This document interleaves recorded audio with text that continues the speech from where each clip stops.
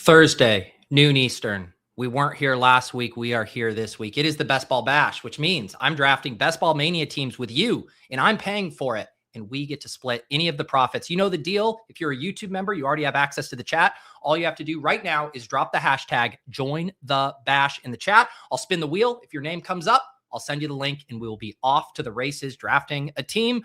I'm Pete. This is the Bash. Let's roll. Welcome to the Best Ball Bash. We are throwing a party. One of you guys in the chat will be hopping on stream to draft, and then we will split the $2 million prize. We are in the 2020 Honda Civic. I think we got to lock him up. You're going to be able to get us Jalen Knoll to fall by staring them down in the eye right now. That's exactly what I'm trying to do, Pete. Lock him up. That's my kind of guy. I am going to need a howl from you. Hopefully none of my neighbors mind. Oh, this is going to be my life. This is so much fun. All right. How are we doing today? I missed you guys all last week on the Bash. I think if we get going quickly here, the goal will be to squeeze in 3 drafts. I do have lulls today at 2 p.m. Eastern, so that is the hard out for us, but I believe we will be able to get in 3 of these bad boys. How we doing? I see some regs around here. We got BBChosen. We got Who Hames. We got Trevor. We got ATX. We got Josh, of course. We got I Know Bagoo, Chad Candles, Dietrich, Tom, Jordan, John trying to join the Bash, Dane. Drop that hashtag. I'm going to spin one right off of the rip here in a couple of minutes. So the early bird gets the worm, and then we will spin in a little bit as well for guest number 2 and 3. Also, breaking news. We have our After Dark lineup set for Friday. There was a vote that included all 8 duos for the So You Think You Can Tout Duo Week Challenge. The top 2 vote getters in the groups of 4 pairs earned a spot on After Dark.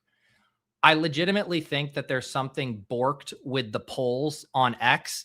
Not that I don't think the polling is legitimate, but I think that there was more engagement than there were votes. So something tells me that the X polls aren't functioning properly. I know for a fact that there were more than 32 votes and 44 votes. So no idea what's going on with the X polls, but this is what we went with. So this is how it's going to work. Cups and Rambus, 40.6% of the votes here, edging out Kamish and Goofy Chicken, Rickadoozle and Jerry, and Tony Squares and Farley. We will have Cups and Rambus on After Dark. And then also Emo Cowboy and Nathaniel, 52.3% of the votes. Candles and Trevor were behind them. Then PPR Tyler and O'Hara and Hartman and Zach McDonald. So those fellas will be joining me on Friday evening for After Dark.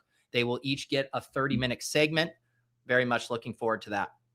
But now that we got 10 entries, let's get this rolling so we can get somebody up here on stream ready to draft a team. Who's he going to be? I know Bagoo.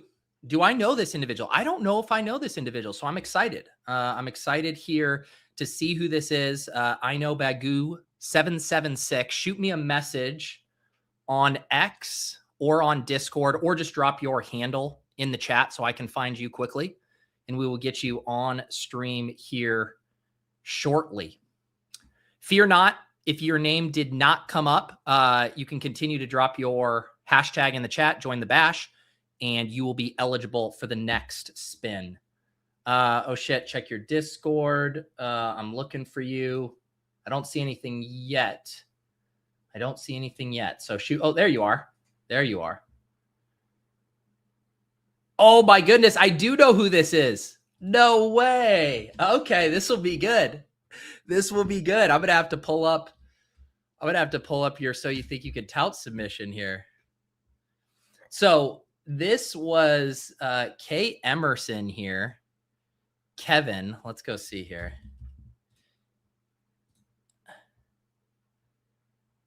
I am going to play. Oh no, he deleted it. No, Kevin deleted his submission to So You Think You Can Tout. Oh no. Kevin had an anti-submission. We'll talk about it when he hops on camera here. I'm also going to get us going in a draft as well.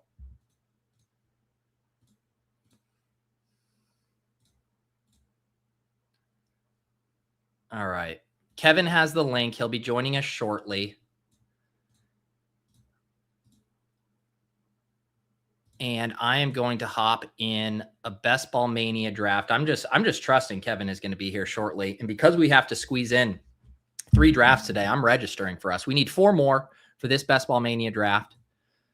Let's see what number this is for me here.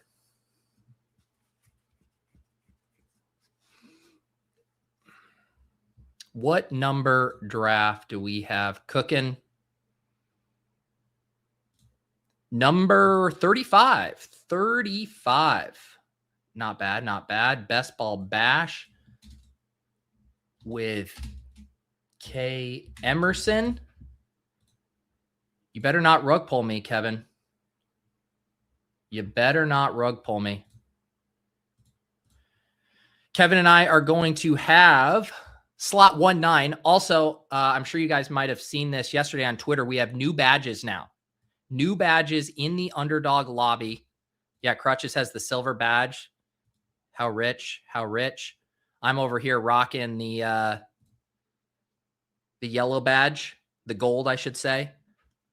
I can show you guys the new ones here. So we have bronze, we have silver, we have gold, we have emerald, we have purple, we have diamond. And bronze is 2,000 or more, silver is 5,000 or more, gold is 10K or more, emerald is 20K, purple is 50K, diamond 100,000 drafts. But we got our guest here. It's Kevin. Welcome to the Bash, sir. Thank you. Sorry about deleting that. I truly was cringing over that being publicly available for as long as it was up. So you know what? It's completely fair game, you know, especially after being eliminated. I mean, do you want to tell the people who maybe can't use their imagination, like the general vibe of your submission? Yeah. So I actually did get into one, like, here's all the mistakes episode for 2 reasons. So the first one, I was the guy who was like, I don't want to make content. I would be bad at this, all that, which is all true. I did it mostly because I'm a reality fan and a Pete Overzet fan, not a wannabe tout. But I was also the Canadian who drove, 6 hours to go to Quebec to register a bunch of slows instead of crossing the border. So I am incredibly patriotic. I don't hate America nearly as much as that maybe made it seem. I actually live there, which is part of why it's a big thing with me. My wife's American, so it's a bit around the house too. But I also have been avoiding it for. Well, we'll get back to it. You're on the clock. Amon-Ra, CeeDee Lamb, James Cook, Genty. Amon-Ra. I grew up in Windsor, right across from Detroit, so big Lions fan. I don't know if you watched Often on the Clock on Tuesday, but it was a running bit that I had 0% Amon-Ra. So you broke my Amon-Ra cherry. That is so perfect. I forgot about the bit. I did watch that, and I was I was hoping for you guys to do it then. So we'll make this pick in the second round, and then we can talk a little bit more about your anti-submission submission. We start here with Amon-Ra. You said you live in Canada, but you are a fan of the Detroit Lions.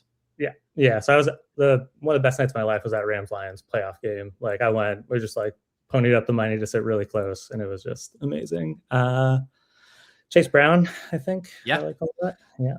Let's do it. Amon-Ra and Chase Brown. That's the start. But yeah, so you had the submission that was basically like very dry, very, I want to crack a joke. I don't actually want to tout. I don't actually want to be on camera, which I appreciated. Like, it's nice to get some different flavor to these submissions. But then you sent me a message asking for feedback on your submission. And I was so confused. I'm like, I didn't think you actually wanted feedback or to be on this show.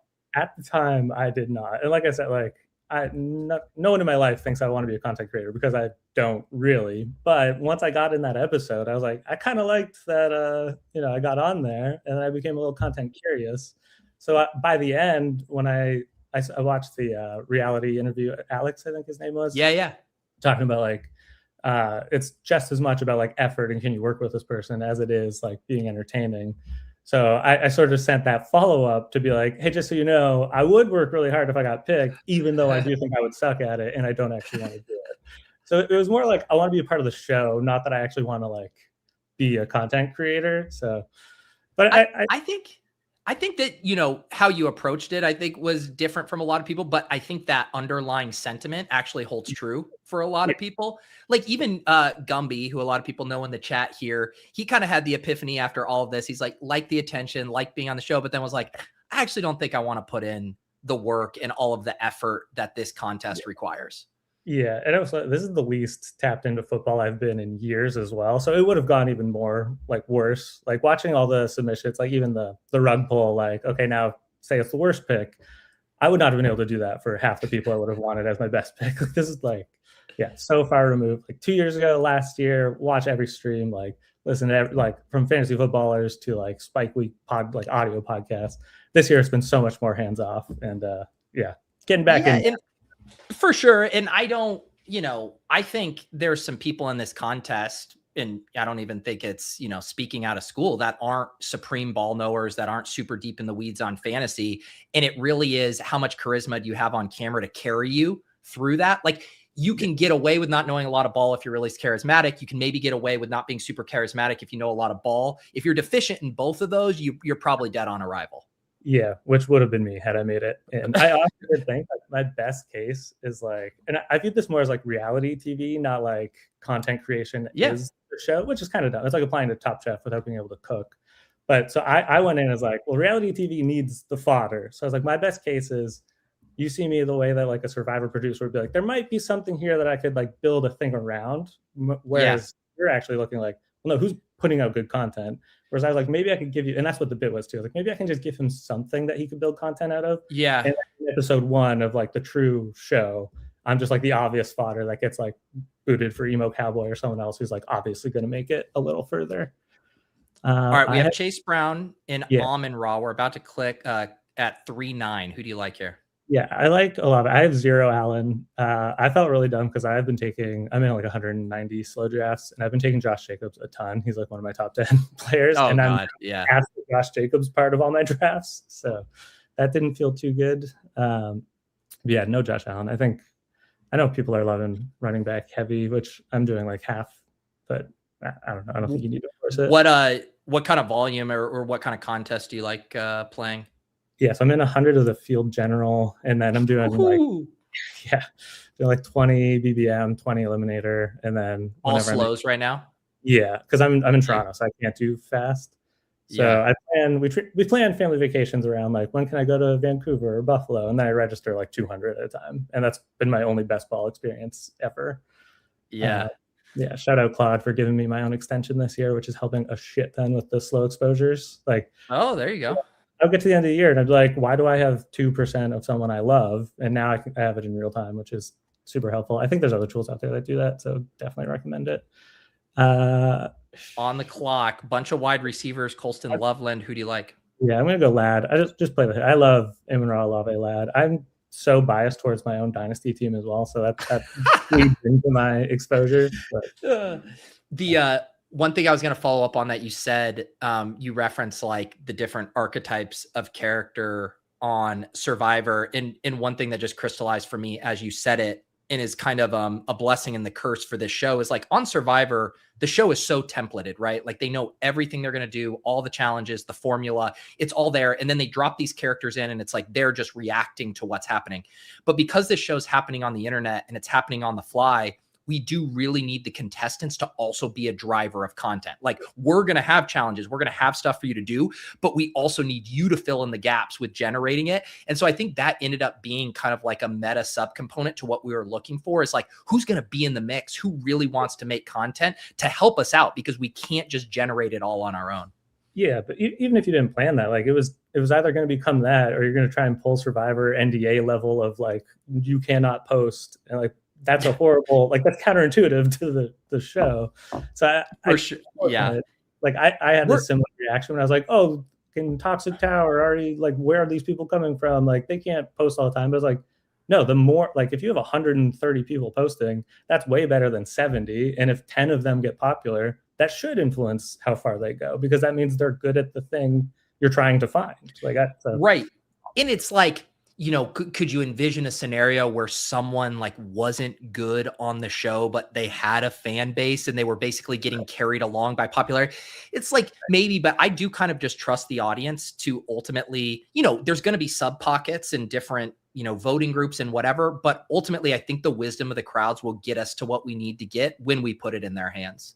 Yeah. And you did that. Another thing, that live fan vote does prove what you were saying. I was offended. I was like, how did Buck lose? I wanted to vote for Buck and I was too late to watch it. But then, like you said, had you waited for everyone to vote, the people with the built-in fan base would have just picked the people with like a pre-existing, right? So giving those, I forget, I'm not fully familiar with all the names of everyone, but like the people who went on were the ones without pre-existing fan bases. Yeah. And that proves your point. Like the wisdom of the crowd got them there because they were more entertaining. And we're going to continue to mix the voting mechanisms as well. We don't want anyone to get too comfortable with how they might be able to game something out. All right, Chase Brown, Amon-Ra St. Brown, Chris Olave, Ladd McConkey. I just learned that we've drafted your dynasty team so far in this draft. Who else is on the squad?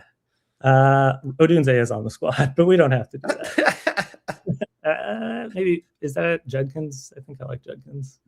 Yeah, I don't think I've clicked. I have 3% Judkins. You want to get a Judkins here? Yeah, do Judkins. I don't love him by any stretch, but if Cleveland is even remotely competent, even if they're not and they just feed him like they did last year, like I think he'll be good enough. And I don't love the like 3 RB through 5 or 2 RB through 3 that people seem to be doing a ton. But I also don't love waiting too far for getting 2 startable people.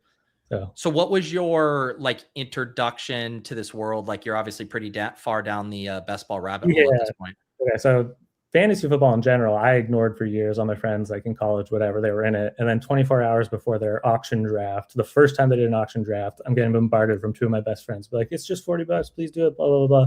Long story short, I just went full in because I am incredibly competitive. I did live off poker for 3.5 years. I like gaming is my entire life. I just competed in the regional championship for Magic the Gathering in Canada. Like I just games. Yeah, it's not. I did poorly, so it's fine. Hey, you made it. Yeah, but so after the first year, it's like I'm in one league and I've consumed 1,000 hours of content already. So I was like looking for more. What do we got here? Let's see: Burrow, Daniels, Tyler Warren, Harrison, Chuba, Hurts, Caleb Williams, Drake May. How much do you hate Chuba? I don't love him, but let's do it. All right, we'll grab Chuba here as our third running back. So you like games, you realize you were spending all this time consuming content, and then you found best ball? Yes. Well, so naturally it was get more leagues, get a dynasty league. And then I didn't find best ball. I think it was through just looking on YouTube. Like I'm also very slow to YouTube being a good content consumption machine, I guess. But yeah, honestly, it might be Chess Liam somehow got into my, like I just saw, oh, no, you know what? It was Leone. Who's the other guy? Adam Levitan. He interviewed Rain after he won, and I did a 5K, and I listened to that podcast, and I was like, who is this? Like, how to be a best ball or win a millionaire playing fantasy football? I was like, this idiot doesn't know what he's talking about. Like, because I just did not understand it at all. And then once the year after that is when I was he talking about like week 17 correlation or something? Yeah, I just remember one question in the middle of my stupid run. They're talking about like, did you buy into like the week 17? And Crane's like, yeah, obviously look at my team or whatever. And I went back and listened to that episode like 2 years after because I was like, how dumb was I listening to this? Like in my mind, being condescending to 2 guys way more successful and like who have won a ton of money. Like, but yeah, so that was the one that introduced me to it. And then a year or 2 later, I lived in Pittsburgh for a while and it was legal there. So I was like, you know what? I'm just going to like fire it up. And I obviously did horribly. I didn't stack. I didn't do anything. And then it wasn't until this is my 3rd year. So 2 years ago, I told my wife, like she knows I lived off poker, side income from poker, my entire relationship with her. I was like, I'm going to drop about $2,000 into this thing and just see what happens. And then I lost $1,800. So I did horribly. And then last year I was like, I'm going to bump that up to 5 and just see what happens. And I did get a finals team. I did a lot better. I still lost money. So this year I was like, we're going to do 5 more. And then if I lose it all, we'll stop. I don't think that's actually true, but she's not going to watch this. So. Yeah. There. And so what do you do now full time? Software engineer. Who'd you have on? It was a couple weeks ago. I was like, this guy is just the better version of me. He's got like clearly a better software job with all right. And yeah, he's like contractor. Was it McLean chess guy? Yeah. Yeah, the tall guy who like dunked to win it. Yes. Yeah. Everything he said, I was like, that's like me, but you're better. And it was kind of like, all right. I think he was a Lions fan too, which also, you know. You have like an interesting blend of like self-deprecation but then also like very high confidence in other specific areas. It's a unique mixture, Kevin. Yeah, I mean, I think I'm just self-aware. Like I'm not. So I do think. So I'm like decently high up in company, and I do interview a ton of people. And the most important thing is like, where's your ego? Like, does it stop you from like getting shit done, or does it stop you from being someone I can talk to? Or is it like you're aware of what you don't know? Like I have been bad at best ball. It doesn't mean it's not self-deprecating to acknowledge that I've lost tons of money playing. Yeah. But maybe this $25 tournament that you're sharing with me will be the first big win. There you go. All right, we're about to pick at 7-9. We got the 3 running backs, Chase Brown, Judkins, Chuba, the 3 wide receivers, Amon-Ra, Olave, Ladd. We got the solver up here. They do like the Herbert stack. We got some other quarterbacks. What do you want to do here? I like Jaden Reed, but Herbert is on my dynasty team. So let's do Reed. Wait, you don't want to stack up Herbert with Ladd? I do, but I don't know. I kind of like, maybe I'm just dumb, but I kind of like getting like Jordan Love, not more than Herbert, but like, and then 2 of like just the shitty, like Bryce Young, Cam Ward. Because I do think if you're going to do 3 quarterbacks, like there are teams where you have, especially if you take like Hurts or someone, but if you take like Herbert, Baker, and then you're tacking on Aaron Rodgers, like is Rodgers doing that much for you? But if you have like one of those pretty good, like can put up 30 points, but is averaging 18, and then 2 of like Bryce Young randomly ran for 2 touchdowns, like I don't know, it feels better to me. That's probably it sounds like you're not too stacking pilled. Like you mentioned quarterbacks, you didn't say Shuck or Golf with our guys. Yeah, I mean, I do love Shuck, and I think Shuck's my most owned quarterback in my slows right now. But it's just like that'll. Quarterbacks, I know people are terrified of not getting them, but I've found at least in my slows, like by round 10, if I only have 1, I'm still getting 3 full-time starters. So it's like I'd rather punt that a bit more and just like shore up the other spots. Well, let's see, dude. We might get Herbert here, depending if we do, if you want him. Yeah, Herbert, absolutely. Yeah. Boom. So there you go. Patience is rewarded there. Do you want to give a classic best ball bash value hound howl for getting Herbert 5 picks past ADP? 5 picks? That's like an oh. There you go. Yeah, exactly. Not too big. I did in my extension. I have, if it's 10 or more, I make it real big and bold and just say like, get this guy. Oh, you actually have a pop up? Yeah, well, I have. It's like an overlay on Underdog too. Yeah. If I'm just like one really good model and ranking system away from competing with the sidekick, I think. But I would never actually do that. Well, if you don't have access to Kevin's coding skills, we do have the solver here. Got to mention, you can get 20% off with promo code Pete. They now have the filtering by contest as well. I only have Best Ball Mania and 2 docs in draft, so not necessarily a feature for me quite yet. And then my favorite thing here, being able to toggle through all of the combos here. You can see my exposures and then combo specific players. For some reason, I have 33.3% of Sam Laporta on all of my Justin Herbert teams. So you can learn all of those kind of fun facts. What other biases or favorites do you have in best ball other than players on your dynasty team? Yeah.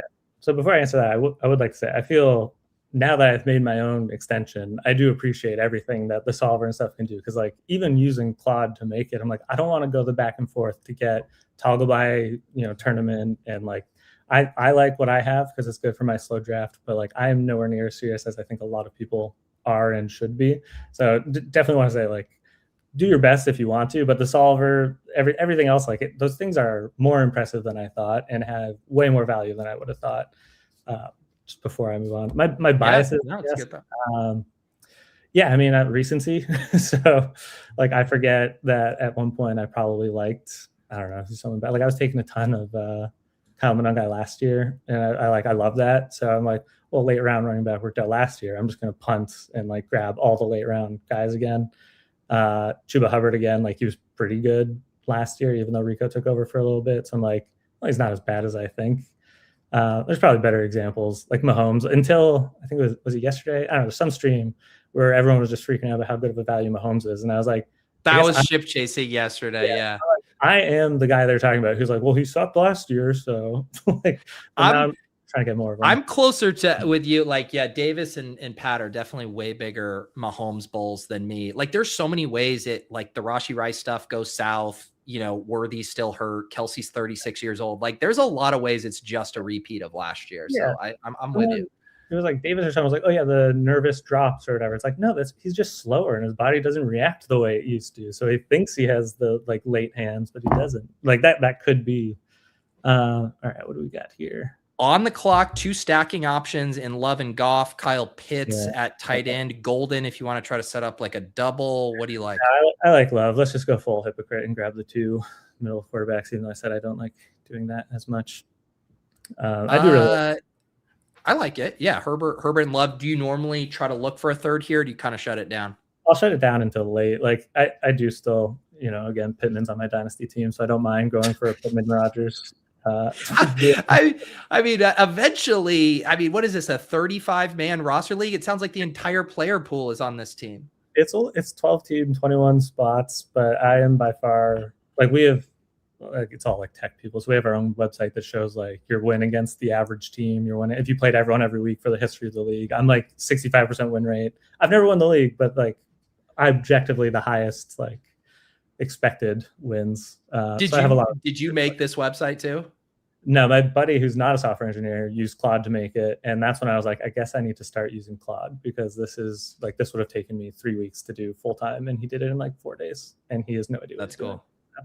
Yeah, it's crazy. It's coming for us all. Thankfully, I'm good for now, I think. But that was another reason, like, maybe I should get into content in case the software thing goes away, because I don't think AI is going to Golden goes, so we're sniped there. Goff, if you want to get really frothy with quarterbacks, Bill, Casey, Concepcion. I like Dobbs just in case AJ Brown doesn't go there. I know it's unlikely, but could happen. And like Dobbs, he was on my dynasty team. I traded him away, but every time I'm astounded that there's still more players on the team. Round 18 Jarquez Hunter, who's still hanging out there. Yeah, once we get to the taxi squad, guys, we're really in trouble. All right, Justin Herbert and Jordan Love both stacked up there with Reed and Ladd. We got Chase Brown, Judkins, and Chuba at running back. Amon-Ra, Olave, and Dobbs, the other wide receivers there. No week 17 correlation yet. Did you say you've come around on it since that initial podcast experience? Yeah, well, I overdid it. So my one really bad year, I was like, everyone has to be stacked. They need to be as stacked as possible. And that I think I did 260 drafts, and I had 2 semifinals teams, and obviously didn't win either of them. So I went too far the other direction last year, but I actually did have the finals team. So I'm like, it's probably more important to just get the better players. Like, I certainly don't like having unstacked quarterbacks if I can avoid it, unless it's like Malik Willis so far. And I try to do bringbacks where I can, but I'm very much not forcing it like I was before. Yeah. And there's so many opportunities later. Like, there's so few teams that are just wiped out by round 10. Yeah. Do you like sweating football? Or are you more just like, let me draft my teams and what happens? No, I'd sweat. I tried to watch, especially that first year, I would watch every single game, like the NFL highlights, just to see like, okay, how did the game flow go? Because I studied math in school. I took game theory course. Like, part of why I did poker was one of the assignments in my math class was like, everyone code a 1-card poker algorithm. And then it was like tournament style payout, but for your grades, where whoever has the most chips at the end gets 100 and then whatever. And it was like, great school, tons of smart people, and I'm getting like 3rd out of 11. And I was just like, if I can get 3rd against these like smart people, these droolers at the casino, like, I'm just gonna go do that. And then once I realized how important like play calling, coaching, and all that is in football, I was like, this is so much more interesting than just like, that's a big fast guy. And then I loop back around to be like, holy shit, the big fast guy is the most important. And then you just realize like, no, there are ways to combat it, and it's way more of like a chessboard, but everyone has different pieces, and I love that so much. So yeah, I watch the games. I love seeing what the play callers are doing. Nice. Yeah. All right, almost on the clock here at 11:09. We got 2-3-5. We are lining up for a pocket of tight ends here. Solver likes Goddard, Kincaid, Gadsden, a couple of running backs, some deeper wide receivers here as well. This might be my Chesleyham fandom, but I do like Kincaid, and I haven't taken him that much in my own. Gadsden's a bigger stack, but again, I'm trying to fight that. Like, I think Kincaid is objectively a better pick than Gadsden. So if we didn't have Herbert, I wouldn't even be considering it. Kincaid's. You like Kincaid over Ferg and Goddard? Yeah. So I'm like anti-Ferg. I think unless Pickens loses his mind or gets hurt or whatever, like he was not good when they were both healthy. Yeah, down the stretch for sure. Yeah. Well, yeah. Ferg set he was like what? Top 5 tight end for the first half of the year. It was crazy, but it was also like not, I don't know, it just didn't feel sustainable in the moment. And then as soon as they came back, like fully healthy, I don't think Ferg's a part of their plans. And there was like some contract thing, like he was going to leave or potentially this year, or is it they just didn't extend him? There was it seemed like they didn't care if he stayed or went. And I extended after that, but. All right, about to be on the clock at 12:04. Also, after this, we're going to spin for who's coming on next. So if you guys are showing up late, hashtag join the bash, and we will get our next guest ready. What are you thinking here? Do you think people are going to steal Calvin Ridley if I make you take Cam Ward? I've never heard of someone who purposefully is plotting out taking Calvin Ridley at a draft, so you might be okay. I don't know where he usually goes. I know it's late, and I don't love him, but I also feel like the Titans aren't that good, and he was super injured last year, but he could easily get 90 targets, 100 targets, and be just an awesome pick. So I would force you to take Cam Ward. You know, you don't have to force me. I like getting the 3 quarterbacks. It's probably a leak. I feel comfy with it most of the time. Ridley's ADP is 182, so we got some time to sort that. Right. You don't let me forget about him in round 16 or whatever.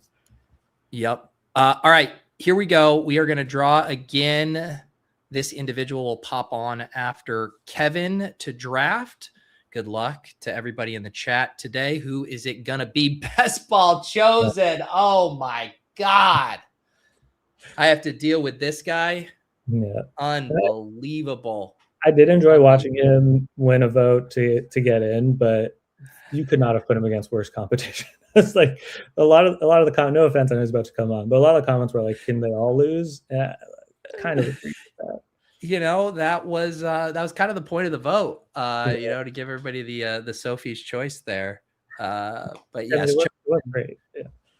Our first face-to-face meeting since your tout twist flop. So we're looking forward to talking through that with you once we are done here with Kevin. We have a 3-3-5-1, Herbert, Love, Ward, Chase Brown, Judkins, Chuba, Amon-Ra, Olave, Ladd, Reed, Dobbs, Dalton Kincaid. Would you say this is the a typical shape of your teams here? Probably been same shape, but I've usually had like slightly better running backs, I think, which is weird because I don't usually pick them that high. So this is pretty normal. I punt tight end for as long as I can until we get to this range. One of those quarterback picks is usually a running back or wide receiver. That like the Herbert falling and then going for Love. Not something I typically do, but don't hate it. Yeah. I would love to see the running backs now, though. Yeah, we're in Pacheco goes. Algier, Spears, Sharps, Brian Robinson, Sampson, Bigsby territory here. Not ideal. I would have loved someone who has some standalone. So maybe that's Algier, maybe that's Spears. I don't love the Titans, but Spears I would be happy with here. Yeah, I think that makes sense. You know, like our running back room, Brown at 16, Judkins 57, Chuba 64. That's still like a decent amount of capital spent through this many rounds. Yeah, I think I'm usually like Montgomery a lot, obviously from the Lions, not from my dynasty team. But I do think do we have Spears available? Yeah, you want to do Spears? Yeah, let's do Spears. Like Montgomery, it's not just being a Lions homer to say he was always really good when he was on the Lions, and Mixon was very good on the Texans. I don't think Woody Marks is good. Like I'd be shocked if Monty is not top 12 running back. And if that's true, he's going to have 20-point weeks. And why not in week 15? Why not? Like, I don't know. I think Monty's a great pick. Yeah. All right. At this pick at 14-4, it's probably a tight end or pulling up your guy Ridley here. Do we need? I don't think we need to pull up this high, do we? Probably not. I mean, no, you're right. 182. It could be close by the next time, but we're probably not going out of our way for him. No. Yeah. What other? I love Hunter Henry. Yeah, he goes. Brian Robinson would be another running back. Dylan Sampson. No, we have Judkins. What do you think? Yeah. I wouldn't mind, like, is Denzel Boston crazy? Get ahead of the hype and see if he raises. No, it's not crazy. Get the token rookie in here, pair him with Judkins. Yeah, and then maybe if we do a 7th wide receiver, it's like towards the end. I guess it'll be Ridley, actually, so maybe that. I feel like what we've done here is actually kind of hard to do. We have 0 week 16 or week 17 correlation. I feel like you could try to do that and not succeed. On my extension, there's a big red or green square that says if they're on a team, like share a team with one of your players or are playing against them. And my eyes just go to that now. So when I don't see any, I just go, it's luxury. I can just pick whoever I want. Yes, exactly. Yeah, that's okay. We'll find someone. It's how many drafts do you think you will end up with this summer? 600 probably. Yeah, depending on how many. I've got another trip to a legal place in mid-June, and then another one in mid-July. So I'll do what I did last year in mid-August and just drive to Quebec if I have to load up on the end. Is like the perfectly 1 month spaced out nature of those trips by design? For me, yes. For my wife, no. We're planning it. I'm like, oh, I think June 7th might be tough. Let's push that one more. I'm like, oh, okay. Yeah. So, wait, how long did you say the drive is for you to the closest? 6 hours? 6 hours to Quebec. I could go to Buffalo, hour and a half, stay with my mother-in-law and just load up and do a bunch of live drafts. But wait, you yeah. You made it seem like 6 hours was the closest. You just don't want to see your mother-in-law? No, it's the closest I can go without. This is not a political stream, but the leader of another country saying they want to take over another country doesn't sit well. So wow. Oh yeah, you mentioned this in your submission, didn't you? Yeah, if you go to that one video, there's the big Canada flag with my comment in it. That'll sum up my feelings if anyone wants to. So there's owning the libs, and then there's owning the Republicans by paying an extra 10 gallons in gas. It's sort of like a lose-lose because I don't think they want us there either. Like, so yeah. we're staying away because they hate they love borders. I'm enforcing their border, but then also my life gets harder. So it's yeah. There you go. I kind of wish that it was more about your mother-in-law than political stuff, but either way it plays. We did, so Buffalo, obviously tons of blizzards. We did have to spend like 3 days there trapped in a house, and maybe that's subconsciously part of it because it did get tough there at the end. It would also be very funny if you're like, wow, your mother-in-law's like, wow, Kevin really wants to come visit us all the time. What's the deal? And then she realizes it's just to draft fantasy teams. Yeah. I don't think she would mind, honestly. She'd just talk at me while I drafted. So I think I lied to you about someone not being interested in Calvin Ridley because he did go ahead of ADP. However, Gunnar Helm stacked with Cam Ward on a team where we need a tight end. All right, let's do Gunnar Helm. My first Gunnar Helm. I don't know why people like him. I've watched tons of streams and people love talking about how they draft him, but I've never heard a good explanation. So do you have one? I think people are just excited that Chigakonkwo is gone and he's the last man standing. But could he just be a K-Not ass pick? Absolutely. I mean, that was Chig for a couple of years. Who else is it going to be? Jelani Woods? He's been there for years. Gunnar Helm could just be there. Yeah, but even Chig would be splitting some time as well. So the hope is that Helm's more of a full-time tight end, I think. Yeah, I guess they do have a new coaching staff, so the time split might not happen like it used to. We got a 3-4-6-2. 3 more picks to go. Chosen is going to come on after this. What kind of things are you looking at here other than rounding out your dynasty roster mirror? Well, for this pick, probably running back because I have. All right, should we actually try and stack? Who's Green Bay playing? Houston? Is there any? Yeah, the Wisconsin Dells. The Chargers play the Chiefs in Week 17, and Cam Ward plays the Steelers. Well, I think I'm gonna get what happened to Calvin Ridley to happen to Cyrus Allen, but I would love the 18th round Cyrus Allen if we can punt that for a while. Is there a running back that stacks with? Just grab I don't know, Katron Allen, I guess. You want it? Yeah. We can do Katron Allen. Yeah. I was gonna say Trey Harris is the other double stack with Herbert if you like that. People love Trey Harris. I don't know. Do they? Does anyone actually love Trey Harris? I'm pretty sure I heard Eric Bjornford say he's 36% Trey Harris or something just before I hopped on here. But I don't want to speak for someone who actually knows what they're talking about. So check out his stuff. I do think there's guys like that. I would say Tesla also qualifies where it's just you have the quarterback and you're looking for that last stacking piece and they're the guy there. But the selling point is often just that they're correlated and the next man on the depth chart, and there isn't really that much more beyond it. I mean, I will say last year, him and Gadsden had closed the gap with Ladd in target. So there was some intrigue. They were using him a lot more that I understand why people are a little excited about it potentially. Yeah, I should probably start clicking him. I don't know. It's so hard for me. How many wide receivers in the last 5 years actually make a big jump like that from rookie year to second year when they've barely done anything? And then there's also I don't think Keenan Allen's going back. I know they're saying he's clearly a starter. there's a lot of time for them to just pick up like Debo or something. I don't know that they will, but I don't know. It feels very much like Luke McCaffrey, like last year or whatever. Like they weren't that great. I guess he was on the field. I don't know. I'm not a prospecting or college guy either, so maybe he was really good in college, and but Jack Besh is on my dynasty team, and I'm still drafting him. So I think you've said on my dynasty team at least 16 times on this stream. I want to win so bad. I think about it every day. I mean, it's gotten to the point where if this team wins Best Ball Mania, I'll be more excited about your dynasty team championship than I will the $2 million. I'm right. So will I, actually.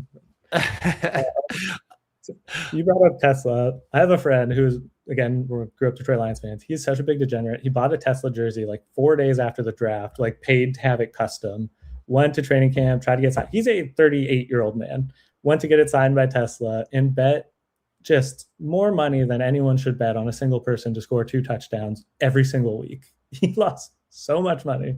So I sweat that with him very often, especially the games where he had a touchdown. Does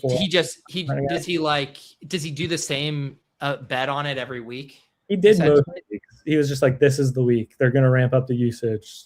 Campbell said this. It's like, okay. And the number just kept getting bigger. He was just chasing losses. And then, he did hit one, like, I think it was first TD. And it was like that, was it week 1 or whatever? It was like very end of the game, last play of the game, his insane catch, corner of the end zone, 4th down. And that swung him like $2,000. So that's funny. I love Tesla, but like not in best ball really. All right. So tight end. All right. I like Njoku. Yeah. I'm if he's there, let's do it. Yeah, Njoku obviously stacks with Herbert. We passed on Gadsden, just have the skinny with Ladd. Getting a third tight end there definitely makes sense. Solver likes it as well. Yeah, and then you can queue up Cyrus Allen. And if anyone hates us and wants me to be sad, they can take him from us. All right, talk to me about Cyrus Allen. I learned about him yesterday on Ship Chasing. So Matt Harmon likes him a lot. I think he said he'd be the best man beater on the team. And I just truly don't want to go through an entire draft without a bring back. So I think we need something, and I prefer it to be a wide receiver. I'm not an you could have done I guess he's gone now, but you could have done the Wisconsin Dells there with Tank. Yeah, that's fine. Let's see if Cyrus Allen. I haven't clicked him yet, so let's do it on your account. As we posted a clip from ADP Chasing earlier today, Cyrus Allen does feel like a very fun 0 to click right now. So I'm with you on that. I mean, that wide receiver room could get pretty rough. I don't know what everyone said it. Like, is it the shoulder or is he just bad? All right, we've done it. We've solved it. All right, I'm going to recap it. We're going to get your thoughts, and then we'll get Chosen on here. Justin Herbert, Jordan Love, Cam Ward, 5 running backs, Chase Brown, Quinshon Judkins, Chuba Hubbard, Tajay Spears, Katron Allen, Amon-Ra, Olave, Ladd McConkey, Jaden Reed, Romeo Dobbs, Denzel Boston, Cyrus Allen, 3 tight ends, Kincaid, Gunnar Helm, David Njoku. Looks like a pretty damn good dynasty team to me, brother. Hell yeah, and I think underrated part of dynasty, it should be treated more like redraft. So this could be like a really good single year team. I don't love the running backs. I love Ladd. I love Amon-Ra. I love Reed. I love I like Boston, but yeah, great team. There you go, man.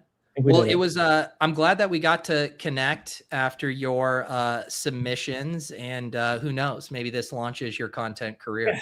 And if there is season 2, I'll do a little bit more effort into the video. So. All right, dude. We'll catch you later. Yep. Thanks a lot. All right. Our next guest here. Say your name and what you do. My name is Chosen, and I am a aspiring YouTube streamer for particularly fantasy football. You're a streamer dreamer? Yeah, man. I have actually 36 subscribers now, so I'm famous. Thank you, Pete. 36 subscribers. Geez, way to come on here and flex. It is good to see you. Good to see you. How have you been doing in the aftermath? It's been what, I guess like a week and a half or so since the episode dropped. So for the most part, I've been doing well. Obviously, the first couple of days it's just kind of like the 5 or 7 stages of grief or whatever it is. Just kind of like denial at the first point, and then just unlimited grief now I'm dealing with it pretty well. So You're healing. I'm healing. Okay. Well, that's good to hear. You know, I will say though, some people have gone out in this contest and will be forgotten. And I think you went out in a blaze of glory, and we have memes now. People know who you are. That's got to count for something. Yeah, I mean, it definitely, I mean, all publicity is good publicity at some point. So, and you know, at first, like the tout fish and all those things, it kind of hurt my feelings. It kind of like made me sad, but I've kind of leaned into it a little bit at this point. So, you know, I'll survive. I was glad that you got to that point. I know it's hard. I think all, you know, deep down, we all have thin skin to an extent, but leaning into the bit is always the way to go with that stuff. So I'm glad you got there. Yeah. All right. We are in our next Best Ball Mania draft. We have the 103 here, assuming Gibbs is going to be gone. Who are we going to take? Yeah, I mean, Jamar Chase is, I mean, there might be an argument for Puka, but Jamar Chase is a smash here. Boom. There we go. So tell me about your YouTube career, the journey from 0 to 36 subscribers. How did you get there? Who are you? You haven't been doing it solo, right? You've been bringing guests on? Yeah, I've been bringing guests on the entire time. I haven't done anything solo just yet. I'm sure I probably will get to that point, but I just don't feel very comfortable just doing it on my own. There's just a lot to play off of other people. And I've kind of been leveraging a little bit of like the Slappy Central Discord, got a lot of friends in there. And so getting a lot of viewers from that, or a lot. I had 15 concurrent viewers for a stream for a decent portion of time. So I felt like that was pretty cool. Wow. There you go. But yeah, having Trev and Mitch on today at 7 EST, so that should be real fun. Wow, 4 PST for you. I mean, are you even working, or are you just a full-time streamer now? No, I am working. I didn't go into the office today because I was thinking, you know, the bash is happening today, and I'll probably be on, so might as well stay home. And you know, it worked out. So not drafting from my car. So this is a new experience. Yeah, the people in the chat were wondering about where is the car. That was your calling card. Yeah, I mean that was the bit. I was actually thinking about if I was going to keep on in the so you think you can tout, and I still might do this. I think it would be funny, like a home tour or something like that. But it's just my car. I thought that would have been pretty funny. Yeah. But yeah, I would love to see what kind of sick shit you have in your glove compartment. Yeah, that would be great.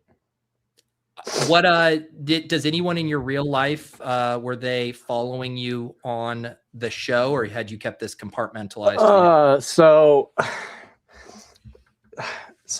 I had some of my family members like go and vote for me when it was the voting time for just when you had the list of like 40 people or whatever. And so they watched the video, and now my brother is like, everybody knows, and then says blank blank blank instead of like, you know, truth serum is yellow. He just says everybody knows, and then you know, something or another.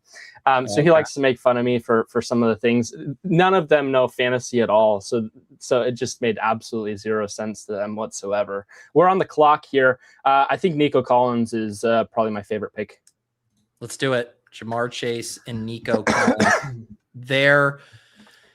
What have you been drafting on stream? So I've kind of been all over the place. Did a couple super flexes, did a Best Ball Mania with Goofy Chicken the other day. That was cool. Did some Pomeranians, you know, some small stuff, some big stuff, kind of all over the place. All right. Wow. Pickens the Faller here, Neighbors, McBride. Can we go Josh Jacobs? I'm not afraid. Wow. I did not see that suggestion coming. Taking Josh Jacobs ahead of ADP while he continues to fall in drafts. Speak on that. Well, so we are, and I don't mind necessarily getting ahead at wide receiver, but there's definitely some comfortability with running back. And, you know, fall is I really don't think anything's happening to him this season. And so obviously, like, you could have the value where you could get him at 35, but I really don't mind stacking him up with this team, especially where we need a running back. There you go. Josh Jacobs, BBChosen's not scared. I mean, I think philosophically, I agree with you. Nothing ever happens with these guys. However, I do think we are in that limbo period right now where, whether evidence emerges or whatever, there's twists and turns in what comes out. The market is going to continue to be skeptical of him. So I'm always just kind of inclined to get the best possible price on him.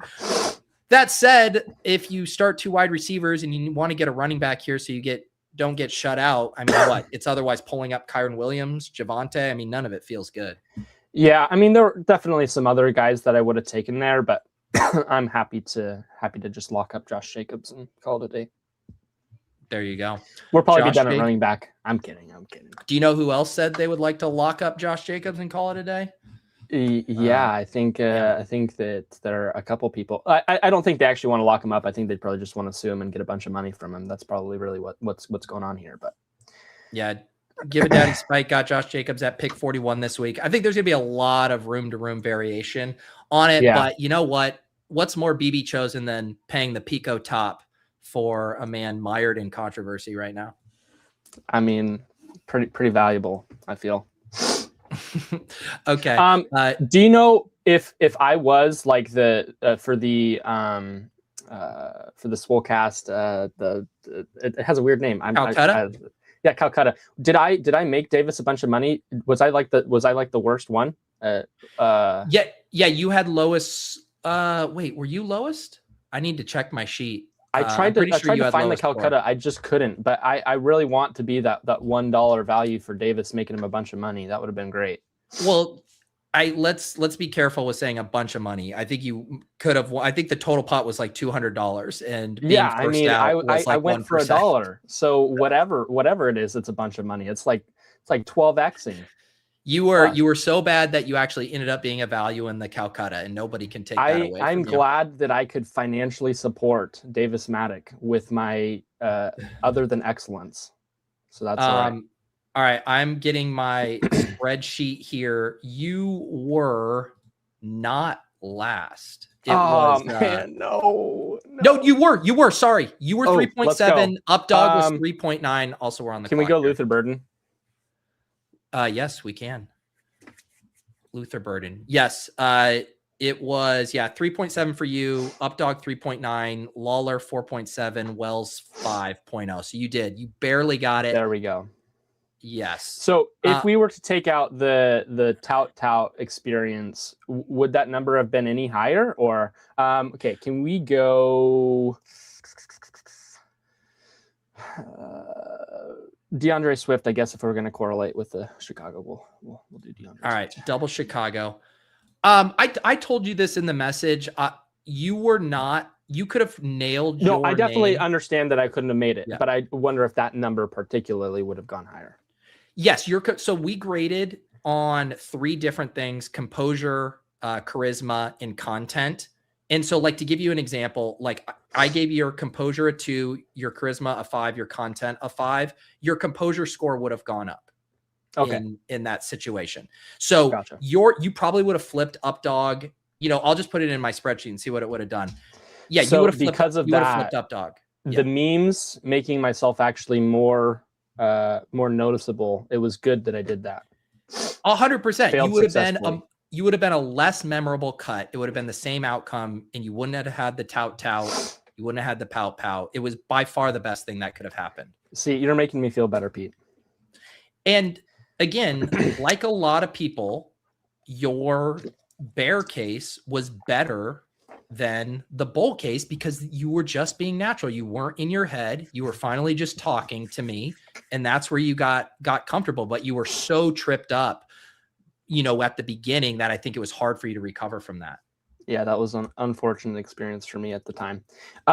So a lot of people have talked about this, and you haven't really spoken too much about it. And if you don't want to, that's completely fine. But are there any thoughts in your mind about a second season for So You Think You Can Count? I have no problem talking about it. It's just we are already so much heads down right now, and everything is so week to week that it's hard to think ahead. And I will say, we are grinding our cocks to a nub on this show. the amount of hours being put in by the editing team and myself is kind of outrageous for a show that's making no money, losing lots of money, but we're having such a blast with it. So right now asking me is just like asking me in mile like 20 of a marathon as I go up Heartbreak Hill if I want to run the Boston Marathon again next year, where it's like maybe, but right now I don't even want to think about running it again.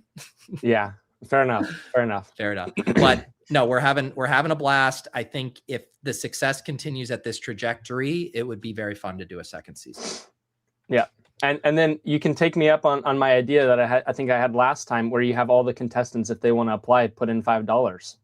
And then it would pay for itself. It might need to up the buy-in, but there you go. That actually would be kind of funny if you had a skin in the game element to it, or it was something like, what if you wagered and it's like, if you get on the show, you get your money back, but like if your submission gets rejected and you essentially wasted our time, then your money's collected. Yeah, your time is valuable. There you go. That's right. All right, we have Jacobs and Swift, we have Chase, we have Nico and Burden. No Burrow here. We got your guy, BTJ, Marvin Harrison, Hurts, Caleb Williams. Who do you want to do? Yeah, let's go BTJ. I mean, you can't give a bear or a bull case for BTJ and then not take him here. Yeah, I mean, I just think that he's super solid. Obviously, you got my 1 minute of you didn't think it was very good. I watching back. So this is one thing that you commented on that I wanted to speak about. So when I said it was an 8 out of 10, one, I'm not taking into account the tout experience. That's out of my mind even at that point. But I thought that it was an 8 out of 10 as far as my current abilities and what I had to offer. I didn't think that I could go much better than I had done at that point. And so that's what I meant as an 8 out of 10. But I completely, okay. Yeah, Caleb Williams is just a smash here. We'll grab Caleb Williams with our Bears guys. I think that's fine for you to say. It'd be like a rec basketball player saying like their game was a 9 out of 10. And it's like, I saw you miss a bunch of shots or whatever. And they're like, but I generally miss a lot of shots. And this was one of my better efforts. So you have to realize how that was going to come across as different than what the audience and the judges were seeing from it. Sure. No, and that's completely fine. I'm happy to also, I mean, and you saw it like with UpDog, like he said, oh, that didn't go very well for me. And it was like an immediate cut. And so there's a level of like, it's good to have a little bit of unreasonable confidence, because you never know, like the confidence in yourself to some extent will rub off on other people possibly. And so you might as well be confident in yourself and hope other people agree. And so for sure. And I think if your submission was a little stronger, I do think that selling would have maybe pushed it over the top a little bit more, that confidence. I think because people saw how nervous and twitchy you were, that then the 8 of the 10 looked like, okay, he's just not being a reliable narrator. Sure. So you are valuing like more or less still, but more open and whatnot as a pretty composed, not like seemingly I don't know. Never mind.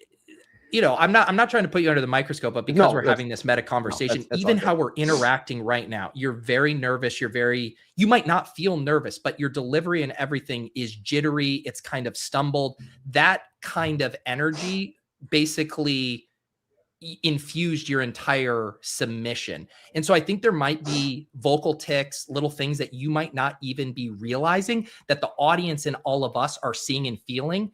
And it just puts people a little bit uncomfortable when you're a little skittish like that. And so that's where that composure element comes from. Gotcha.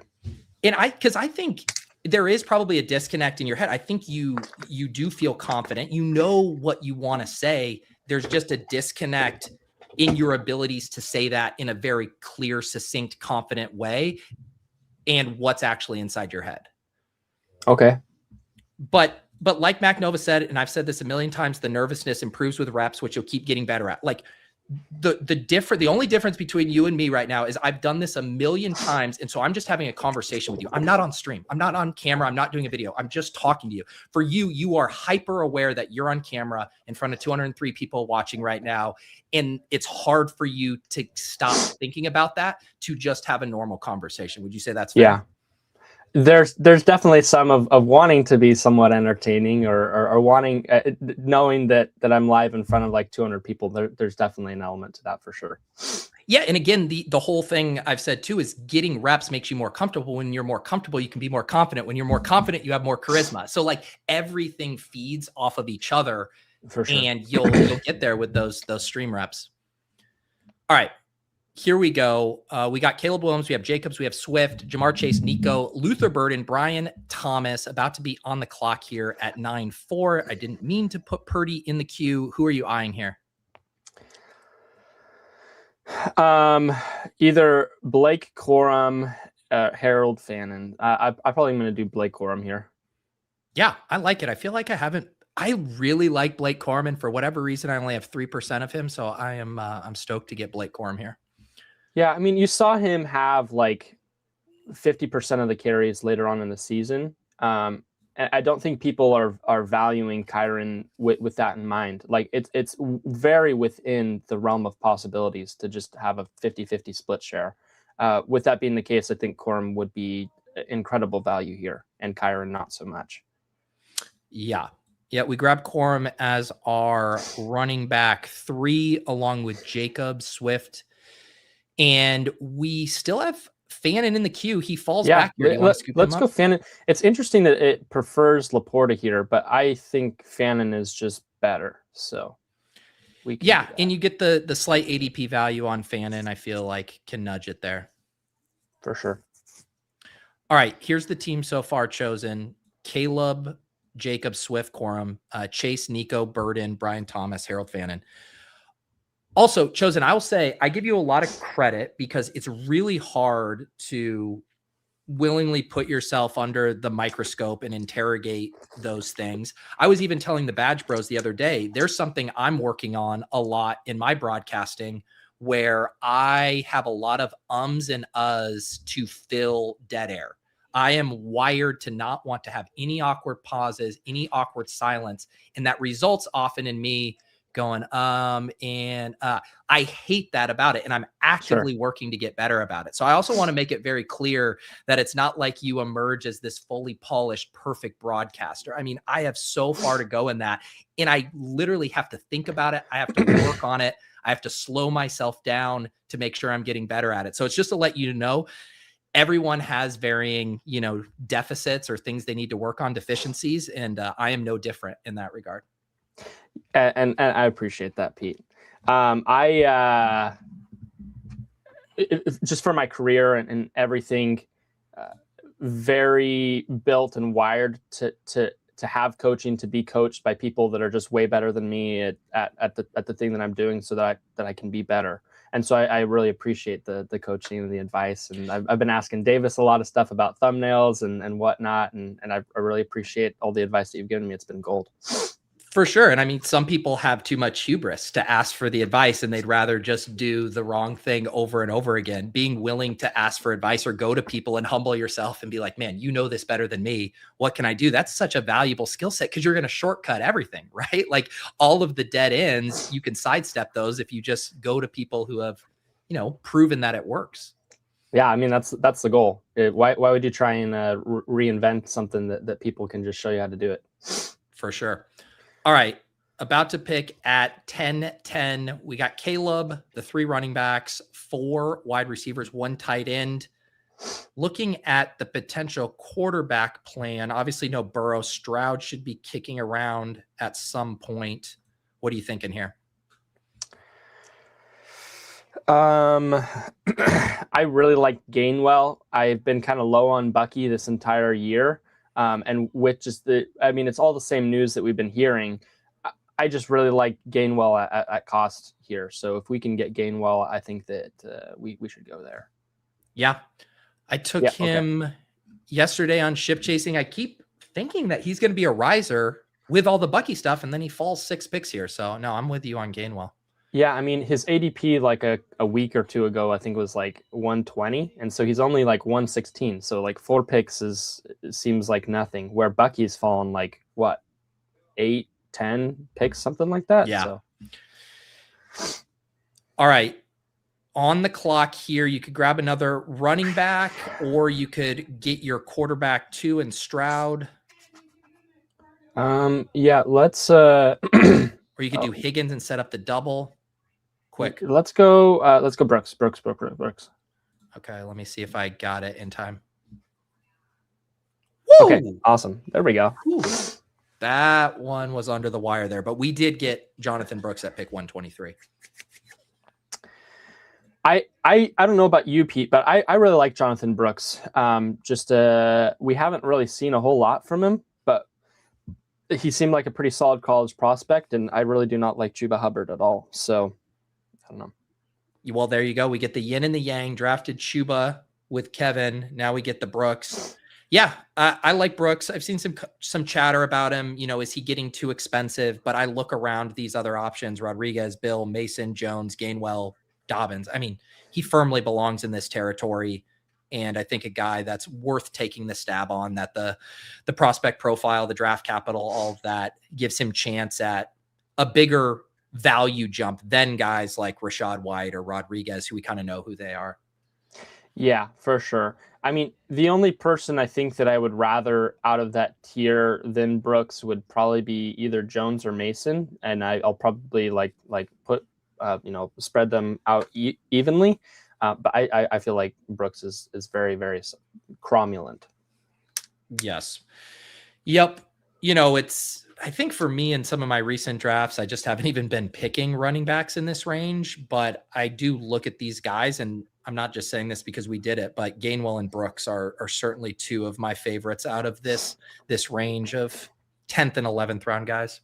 Well, is it at least a little less disgusting than the team we drafted last time?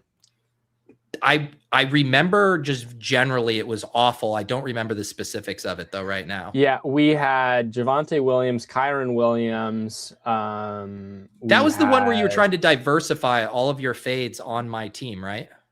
I mean, yeah, pretty much every single pick I don't take like any of. So it was pretty funny. And you promised me a throw up emoji, but I don't see any here. Wait, I thought I did do that. You're right. I did promise you that. Do you remember the date of that? Oh, here it is. There we go. Yes. Oh yeah, we took Michael Penix and Aaron Rodgers as our quarterbacks. And that Aaron Rodgers is that's a good pick looking back. Yeah, it was the gross running backs. It was the quarterback room that was really offensive. I'll get the emoji in there for us though, I promise. Okay, thank you. All right, about to pick here at 12-10. Stroud coming back is very nice here. Yeah, I mean, we pushed him for a reason. I thought you were a little crazy wanting to push him up that early. Okay, yeah, let's go. You thought I was crazy? You were a little crazy. I'm much more willing to push quarterback than it seems like you are. But I don't know. Do you want to know what happens when you do it? You end up with Bo Nix, Aaron Rodgers, and Michael Penix. Completely fine. He'll be starting the entire season, and Michael Penix is a solid pick.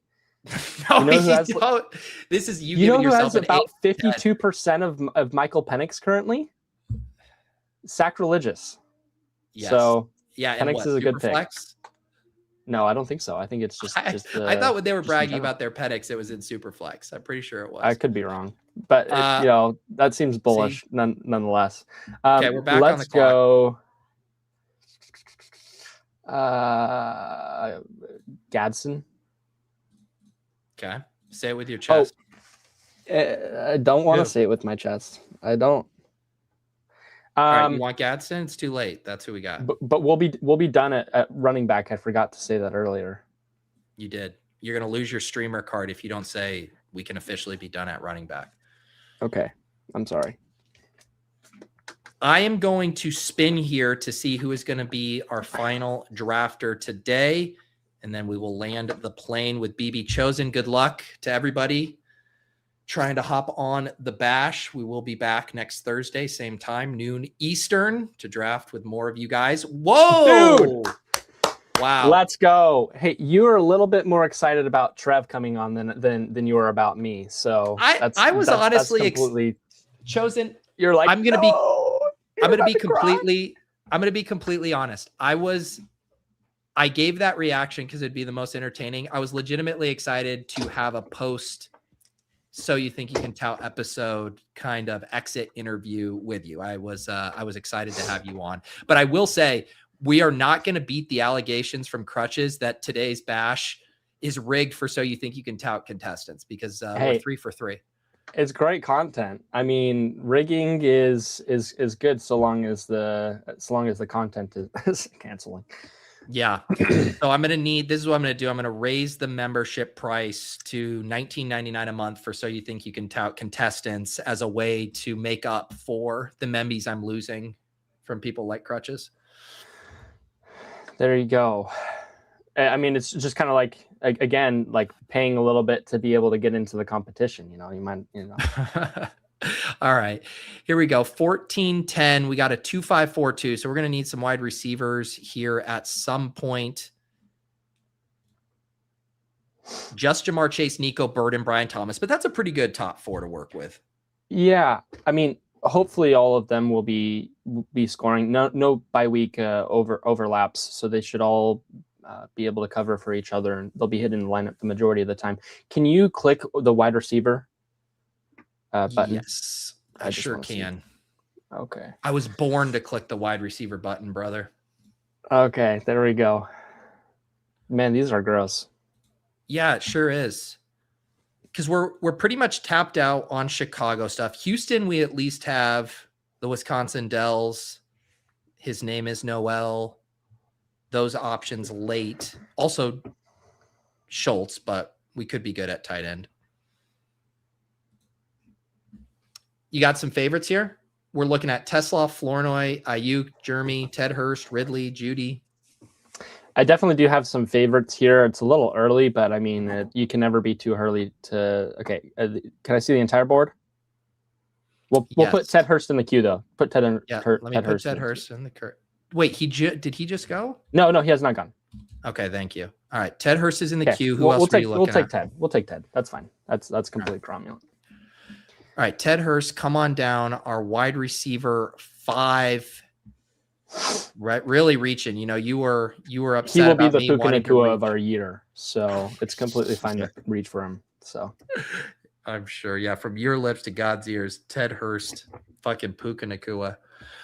All right, 15-3. What position do you want to look at? I think if Schultz is here, we might as well just lock up the third tight end. Let's see. Yes, Schultz is here.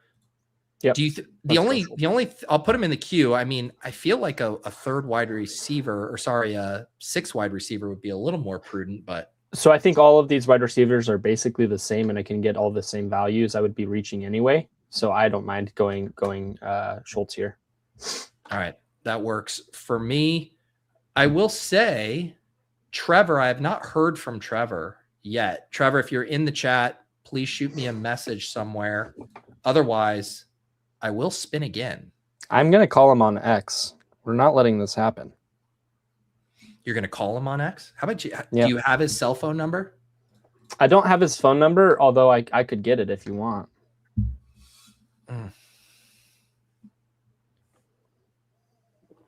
Hey, Trev. That's great. I'm glad you're here. You He's need here. to message me so I can send you the link. To be fair, he's never done this before. I'm kind of like a seasoned vet. I've been doing this like once a month at this point. There you go. Has Trevor been on the bash? I can't remember. I don't think so. Nope. No. We haven't been blessed. We haven't been blessed. Well, today we are going to be blessed. And we need to bless this team with some more wide receivers. We have chosen 3 more picks. We have a 2-5-5-3. I guess we could entertain maybe a third quarterback if there was one we liked. Otherwise, we're probably getting to 8 wide receivers. So I heard from Tua that Brian Branch is the next Jalen Waddle. And I think you were pretty bullish on that statement, if I remember correctly, but I could be wrong. That is right. Yeah, I flagged that one. Tua, I restrained from making a joke about Tua's concussions leading to hyperbole like that. But yeah, I looked it up in Dwayne's supermodel. Jalen Waddle has the 3rd highest supermodel score going back in his and it's model. like 113th for Branch or something. But it is that time of year. It is that time of year where all we do is say nice things. Yeah, I mean, if you're about not gassing your teammates. boy up, what are you doing? That's right. But I did also see that you thought that Darnell Mooney is still on the Atlanta Falcons. He's been signed by the Giants. So just I know that's not breaking news, but people got me on that. It still stands, just to a commenting on any player comps. You never know with right. the concussions. He could still think that Darnell Mooney's on the team. You never know. So it's possible. Exactly. All right. 2 more picks here chosen. Trevor has officially received the link. Do you want to entertain one of these quarterbacks? So I think that my past statement might incline. Okay. You want to go branch, and then are you going to split your Atlanta Falcons quarterback exposures on my? No, account? Definitely not. Tua is dust. Terrible. Mendoza's a pretty good value at this point. Yeah, I mean, we're at pick 80 here. Yeah, I don't have anyone to stack him with. I'm not going to go Mendoza. We're going to go Darnell Mooney. New York Giant Darnell Mooney. Correct. Although it would be pretty interesting if Atlanta Falcons were like, man, Tua Tagovailoa loves him so much. He's been talking about him every day in training camp. We're going to re-sign him to the Atlanta Falcons. We're going to trade a first rounder for him. It could happen. There you go. 2 more picks, 2, 5, 6, 3. Caleb and Stroud at quarterback. Jacob, Swift, Corum, Gainwell. Branch goes. This guy knows ball. Apparently, he knows about Tua's statements. Did not read your article. Unfortunate for him. Yes. All right, we are back on the we'll clock. We'll go Mendoza. Come on down, Mendoza. It's fine. What are we doing taking Carson back over Mendoza? This guy is the definition of brain rot.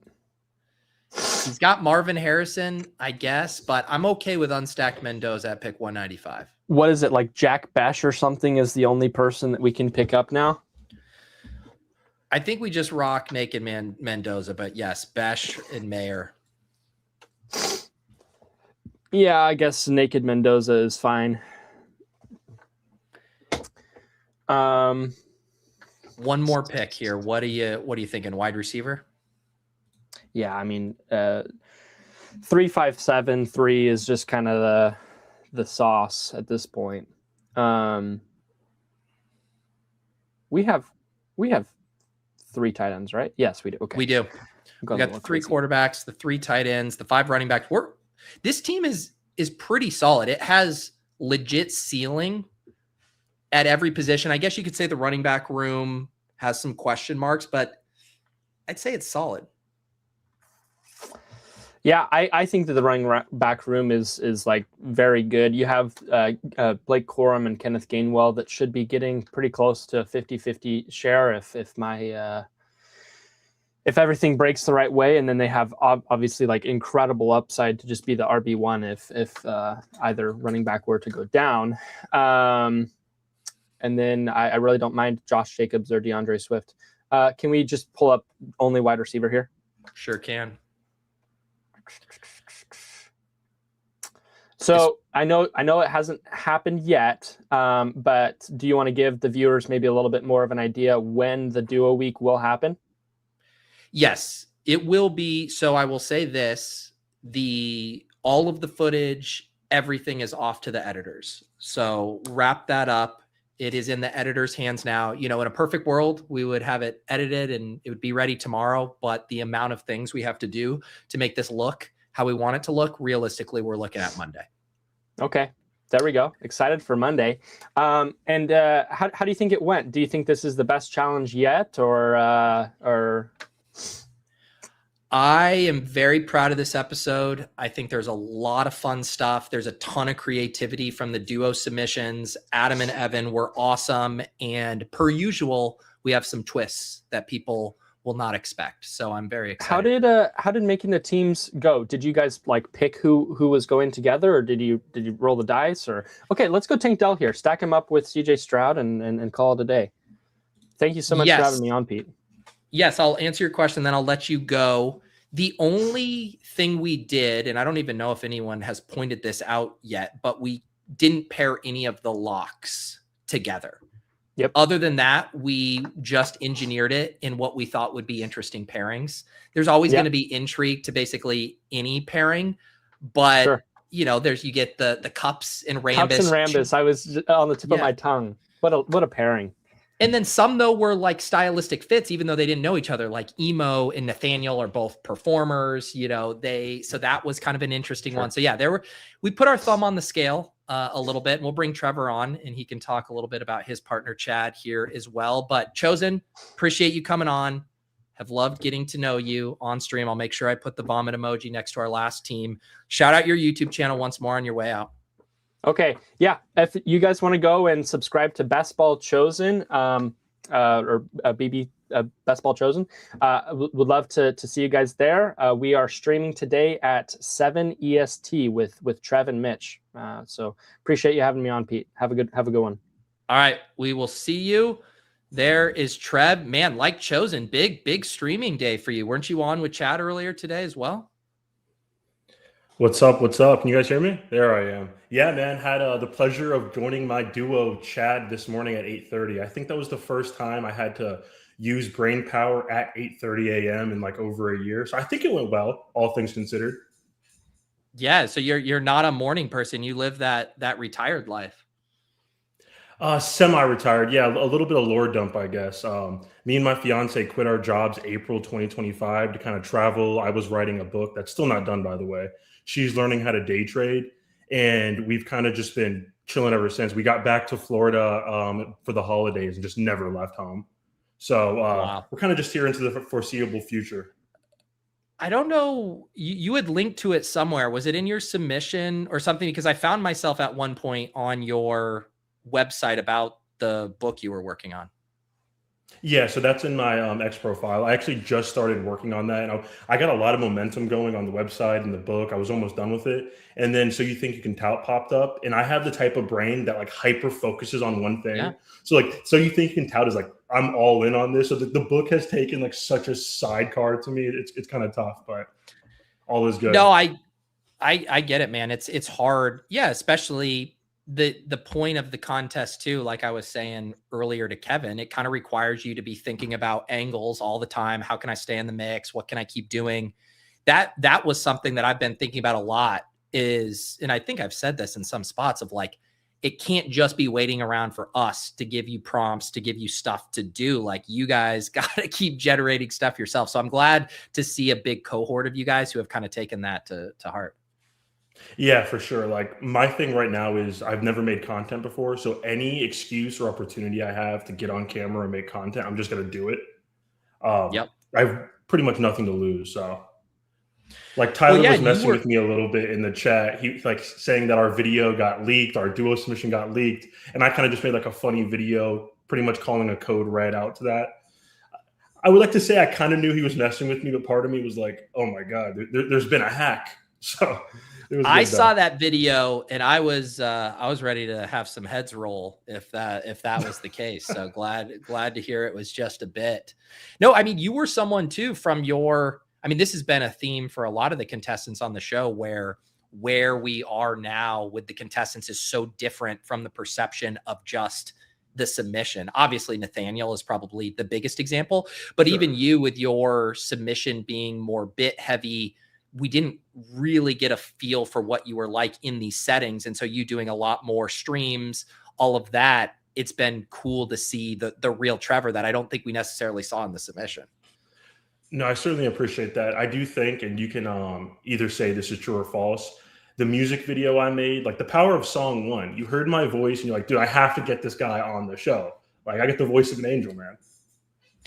Here, the thing with those kind of things, and trust me, those are videos that I've enjoyed making over the years, is I like it as part of the overall tapestry of what you do. If it's the only thing you do, then you have to be really fucking good at it and really consistent with it. Where it's like, I'm just churning out parody music songs or, whatever it is. And so that had been a huge question for us with a lot of those submissions of like, is this a sustainable thing? Because what's ultimately going to be sustainable is you being you in a lot of different environments. And the other thing is too, sometimes you get the submission and it's like, does this person just want to make sketch videos the whole time, which is fine, but it might not be actually what this contest is going for. And so it made those submissions actually really tricky to decipher for the purposes of the show. Yeah. And for me specifically, it is kind of funny. I'm at a point now where I think I'm making like decent content revolving around the show, but it's not much actually fantasy football relevant. So it's like, okay, I can make funny videos all day long, but can I actually make it with some meat and bones that people will actually like for fantasy? Yeah. And I think that's the whole thesis. I think the show giving everybody a springboard and an excuse. It is always nice to have fodder. But yeah, I think starting to branch out and think about fantasy content in whatever way that is for you. Ultimately, and I won't, this isn't a spoiler, but it's a conversation we have with Adam and Evan too. Like, what is this percentage of entertainment versus actual fantasy that you really want to be ultimately hitting? Because even I think you could say within the industry, I'm someone who might even over index on the entertainment side more than a lot of people. But even me, I still got to draft teams. I got to talk fantasy football. Like the audience is ultimately here for that. And you can't completely discard it just to do bits. Yeah. All right. We are on the clock at 1:10. Guy. All right, let's do it. I'm a CD guy. It gets a little scary on this this come around if these guys just go RB. We're going to be looking at kind of a thin running back room, but I like our chances here. I feel like generally, I mean, there's so many running backs here at 15. It would be pretty hard to get shut out. Yeah, I feel like there's a massive tier break though. Like I'm dying on the Derrick Henry's too old hill, and I've just been getting buried the past few years. Like I can't change up now. He's only getting older. So I don't know. It's probably going to burn me again, but here we are. All right. Yeah. So who is your favorite of this group? We're looking at Achane, Hampton, Kenneth Walker, Big Dog, Brown. I'm probably going Achane here, to be honest. I just think the Dolphins wide receiver room is so thin. Like Malik Willis is just going to run the ball and dump off to Achane. I think Achane is going to be that entire offense. Yeah, I know. I think he had like a little bit of a shoulder thing, but I'm not really concerned about that. I mean, we're in May, so Achane Lamb is the start for us here. Yeah, the Achane set the whole Miami Dolphins offense is really tricky. Not only just kind of the lack of talent everywhere and just worrying about an implosion season, but then even not having a traditional pocket passer and what that means for Achane, scamming his way with the PPR floor, or are we just going to have to hang our hat on big plays, which could be tough in that offense? Yeah, I mean, I just look at it like they're going to be down 3 touchdowns every single game. So Malik Willis is going to be dropping back 50 times, and Achane's just going to be there to scoop up a bunch of the PPR stuff. So I definitely see an avenue. So help me understand the backstory a little bit more about, quitting your job, pursuing some of these hobbies. Was fantasy content something you had been thinking about, or was it really the contest and the fact that you had free time and you're like, this makes sense? A little bit of both. Like I was big into best ball the past few years, so I kind of just assumed, like, dude, I'm just gonna hit a best ball team. Like, we'll be fine. Obviously, that didn't really play out into fruition. But for this contest specifically, if anyone else might have ran the contest, I'm not sure I would have done it. Just because your vibe is very similar to mine with the whole entertainment plus fantasy content, I felt a little more comfortable dipping my toes in. But the plan was always just to kind of break from the fishbowl, break out from the matrix without getting too hippie on you. But yeah, man, it was great. We spent 6 months in Canada, literally went full hippie. We meditated, climbed mountains, doing just everything under the sun. So literally wouldn't trade it for anything in the world, man. Yeah, I feel like, what is the trend? I feel like that. Did you guys have the van? I feel like the van, people convert it. No, travel around. I wish. That's hardcore. I don't think I have. I don't think I have the chops for that. No, we Airbnb hopped, so it was pretty. We did like a month, 2 months at a time, and it was great. But it's kind of tough because favorite spot was probably Quebec City. It was pretty much like a mini France, but it was so nice. But dude, it's a small town overlooked by like a huge Hogwarts style castle. It was crazy. Yeah, I've seen photos. I've been to Montreal. I've never been to Quebec City. It looks great. We're about to be on the clock. Incredible. Achan, Lamb, Neighbors and Allen hanging around. Josh Jacobs, Devontae Smith, Higgins, Zay. What's the vibe with Neighbors right now? Does he have 2 legs? Can he run routes at 100%? It's been a little bearish sentiment that he could potentially end up on PUP, but at these prices at 34. Yeah, I'm cool with that. We get a little bit of that divisional correlation. We get 2 good games out of a year between CD and Neighbors. So this is my first Neighbors share, so happy to get it at pick 34 here. Love that. Yep. And we do get the Dallas Giants, like you said, week 17. So that looks nice, especially because a lot of the early Lamb Neighbors teams are from round 2 Neighbors. So to sneak in 100%. there with it is nice. Yeah, I love that. All right. The week 17 bros in the chat agree. Rick, Jeremy, got to take Neighbors with CD. Well, we did, folks. What were you? I think it was before I asked you your favorite spot. You said it's kind of tricky. You started to say something like that. Oh, specifically for best ball though, because like I was hard into the best ball grind the past few years, but obviously I'll finish this after we make a pick, man, because we're coming up. What are your thoughts? I mean, I like Zay, Tet, Lad. Are you comfortable doing the hero RB thing with Achan, or would you prefer going Josh or Cam here? I'm okay with it from this spot. I do like Zay a lot. Is there any chance Lamar comes back to us? Probably not, huh? There is. I want to say from this side, you know, maybe 20% of the time it happens 1 out of every 5 times. So there's a chance it happens. Yeah. At this point, though, like who are you, Jacobs or Scatabo? Just Zay Dos go. Honestly, I don't know, man. I have concerns with both. Like I think Jacobs, he's not catching the ball. 7 I don't seconds. think he was all that good last year. Zay. Oh, he went. Let's go, Lad. Zay's gone. Okay. Yeah, Lad. We'll grab sorry. We're good. Yeah, no, Zay went right before. Yeah, I'm trying to. What do you think is the fair price for Jacobs right now? Honestly, we're in the mid 4th right now. If he fell late 4th, early 5th, that probably feels good. I know it's not a huge discount, but I do think this early in the draft, like that does feel a little better to get him there. I don't know, man. I have a kind of a sour taste in my mouth from Jacobs last year. Like he was super inefficient. Every time I turned on Red Zone or watched a Packers game, I'm like, what are we watching here? This guy's running like he's got cement blocks tied to his legs. I don't know. Yes. There you go. Easy to draft Jacobs here on site credits. No, man, these are my own hard-earned dollars that I'm putting on Josh Jacobs. I mean, BBChosen had me snap take Jacobs at pick 26. Oh, that was nasty. That was very nasty. That's disgusting. Yeah, that's you can't really come back from that. That's unforgivable. Especially because he's literally about to come back to the 2-hole drafter in the late 4th here in this specific draft. Yeah, that feels good too. That feels good, especially both the 3 and they didn't take him. Oh my gosh, the gear fear. We're scared right now. Wow, there it goes. So this is actually such an interesting back-to-back because even before the Jacobs stuff, I know in my heart of hearts I'm like, is Montgomery really that different than Jacobs? You know, isn't it really just the same bet? And now you actually get a flippening here, which I don't think is crazy. No, I don't hate it at all. I mean, and even their team structures are similar too. Not only are the archetypes almost the same, but I feel like their teams are pretty similar too. They both have relying on good defenses and they want to run the ball. Although I do think obviously Love has a little more upside than Stroud as a passer, but yep. Okay. Here we go. We have Lamb, we have Achan, we have Neighbors, we have Lad.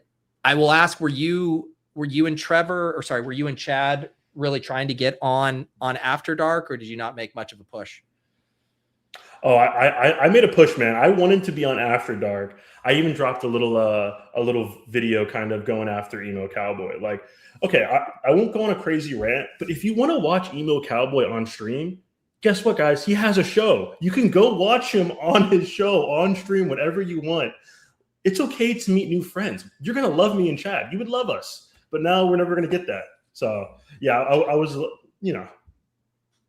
Well, I liked someone said that PPR Tyler didn't want to be on because he's so scarred of what happens when he hops on After Dark or private calls with me that he actually just wanted to avoid it altogether, which I loved. Lamar is here, brother. Yeah, but we yeah, don't Lamar. have Zay. I just forgot, but we could still do it. You want to do Lamar Watts? Let's do Lamar. Elite QB here feels so good, Yeah. dude. I feel like these guys were going third, fourth round last year. Like this feels nice. But yeah, it so is funny. that was part of it too. I was like side texting with Mitch, great guy by the way. He's an absolute stud in this competition. But and he was like, because he dropped the video saying, "I'll do whatever the top comment says," right? And then he's like, "Wait a second. Do I really want to be on After Dark? Nothing good happens after dark. Literally nothing good for contestants happens." I was hoping he was going to get on because I was going to be the first person in his mentions and I was going to ruin his life by suggesting that. So I was hoping he would to make him pay for that because I had a pretty good feeling I could be the top liked comment in there. But unfortunately, he did not get on. Yeah, Cups and Ram that's a tough mountain to overcome, I think. Yes.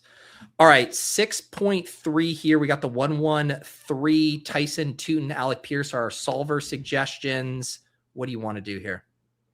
So I do not like Tootin, but he just makes too much sense for this team. Like if he dropped, like we kind of just have to take him with this team makeup. But I do have major concerns, dude. I know Chris Rodriguez. Oh, he's gone. He goes. Lovely. I say we just stick with Hero RB. Then you want to take Tyson? Yeah, let's do it. This person keeps slow roll sniping us here. Tootin and nice, Zay Flowers bleeds the clock on our guy right there at the end. Just hate to see it. Yes. But yeah, what I was going to say earlier, like I've done not much volume in best ball this year because obviously me and my fiance, we don't have an income. So to not go back to work, we're living on a strict budget. And I haven't had the conversation like, hey, like how many hundreds of best ball drafts can I do a month to stay in the budget? Like how does putting $3,000 in that you may or may not see a return on in 7 months? Like, can we do that? So that conversation has not happened yet. So I'm kind of just warming up to it a little bit. Okay. Yeah. When I heard, the quit our jobs, travel around, it made it seem like you had made it. You were independently wealthy, but it sounds like you're still kind of just bootstrapping it, just living the life you want to live. I think a little bit of both maybe, but definitely bootstraps. I think is the vibe we're on now. Maybe a year ago, my mindset was a little different. Like we were in Canada, just climbing mountains. Like life was just nirvana, right? Now it's like, okay, I don't want to go back to work in a few months. Like, what can we do? So what is kind of what would be your mid to long-term plan? Do you ever see yourself working again or what are you trying to do? And again, not to get too hippie on you in the chat here, but I do believe like the law of attraction is real. Like we're literally just creators in this world. Like we create our own reality. So as long as I'm not focused on going back to work, I probably just won't go back to work. And as far as the plan goes, I'm gonna get this book done and kind of go from there, see where that takes me. And if it doesn't work out, I'll just find another avenue, I think. Tell me about the book, the genre, what it is. Have you always been a writer? What's the story behind this? Yeah, so the book itself is a fantasy. It's about erotic vampires. No, I'm kidding. It is a fantasy. No erotic vampires though. It's about just kind of like a enchanted, haunted forest, and some kids go missing, and then people have to kind of gang together to see what's going on in the forest. So I guess maybe it's a little more mystery. But as far as the writing goes, I don't know, man. I've always been kind of creative. I've always liked writing. This is my first time doing a long style book. In the past, it's just been kind of short, funny, either jokes for my fantasy leagues or just I did like a little monthly blog a couple of years ago. So I've always been in the realm, I guess. Yeah, no, that's cool. All right, we're about to pick at 7:10. Lamar, Achan, Lamb, Neighbors, Lad, Tyson, Solver likes Craft, Rico, and Warren. I don't see any. Yes. You could do Herbert if you wanted to like be done at quarterback. What do you see here? I don't hate that. I do like Kraft, but man, that RB room is like freaking me out a little bit. Yeah. I would say either Warren, Kraft, or Herbert. I'll lob it back to you.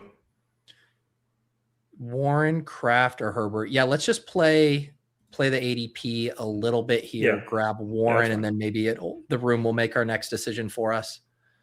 Yeah, he has a little bit of that A-chan in him where Rodgers just a statue back there, doesn't want to move his feet or throw the ball 15 yards, where he just may soak up some of the short targets.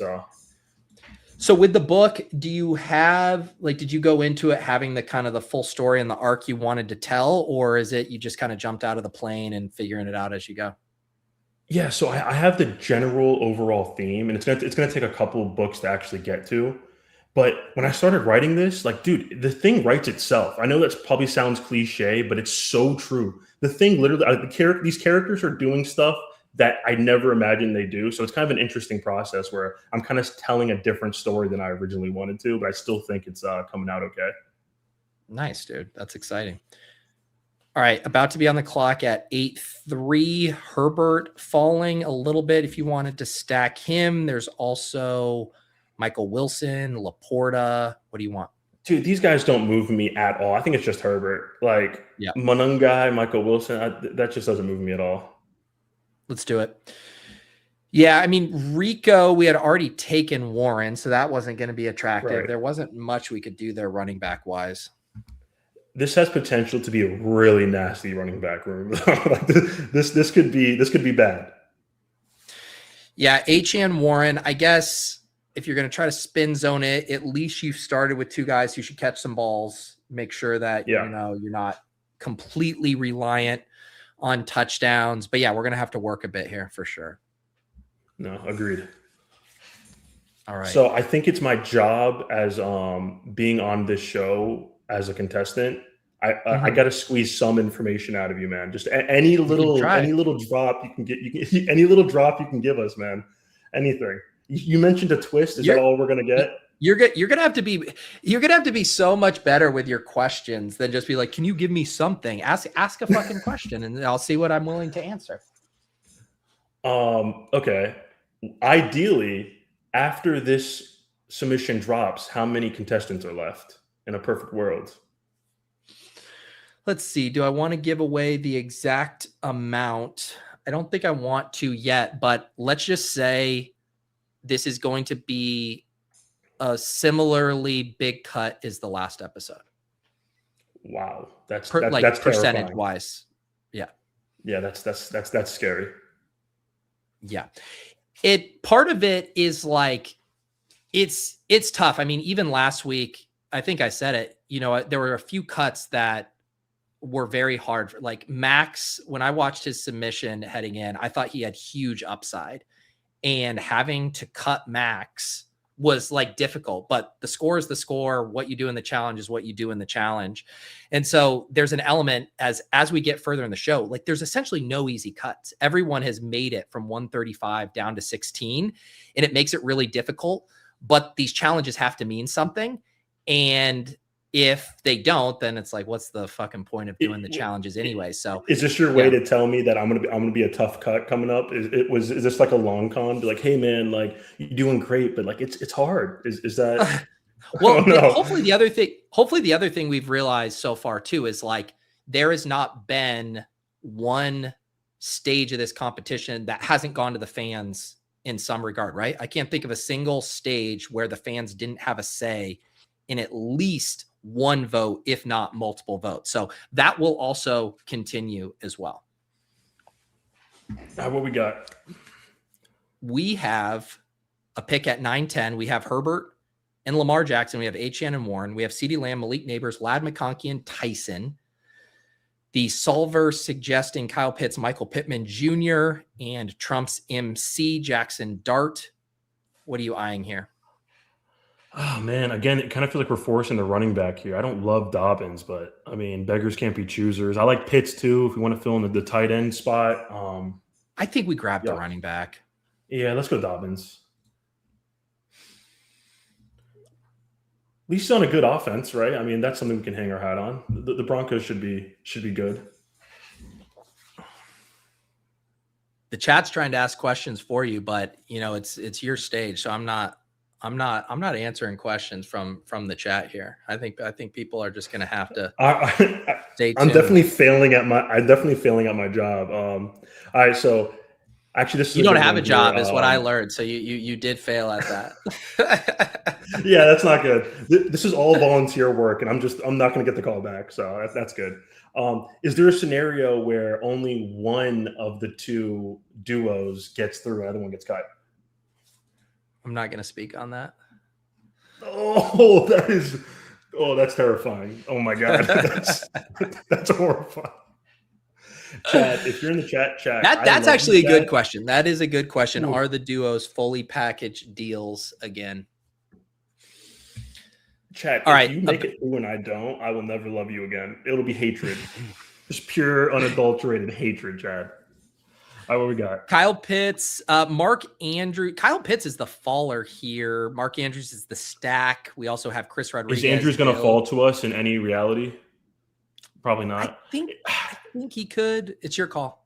I think we go Pitts because we can always stack Lamar later with Surratt or whatever. There's a chance. I mean, we do get Pitts. Andrews is 127 ADP. We pick out 130, so not insane. Yeah. Nothing like grabbing the very washed tight end to round out your tight end room. That's good. Yeah. Oh man, Rick's gassing me up. I got some more questions from the peanut gallery here. You can try. You can try. Well, Rick, there's no way Pete's going to answer that. Maybe he will. Is there a chance immunity gets given out for the After Dark duo collab you got going? I mean, I guess it's just like thinking critically of, I did a random Twitter poll. The votes, and I'm serious. Tell me if you agree with this on this. Something's messed up with the poll results. Do you agree with me that there had to have been more than 32 votes and 44 votes? I promise you, between my friends and family, there's more votes on those polls. But like just between us, I don't know what it is. It makes no sense. There were 15 retweets on this one alone. Are we really saying there was only 3 times as many? So something, and I did a search, and people said that the polls on Twitter, this was of course after I did the poll, they said that there's been issues with them, but it kind of pissed me off because I know that there were more than 32 votes for this poll. I just know. And even if people don't they're not even following the show. If I see a poll get retweeted on my timeline, I'm blindly clicking an option no matter what.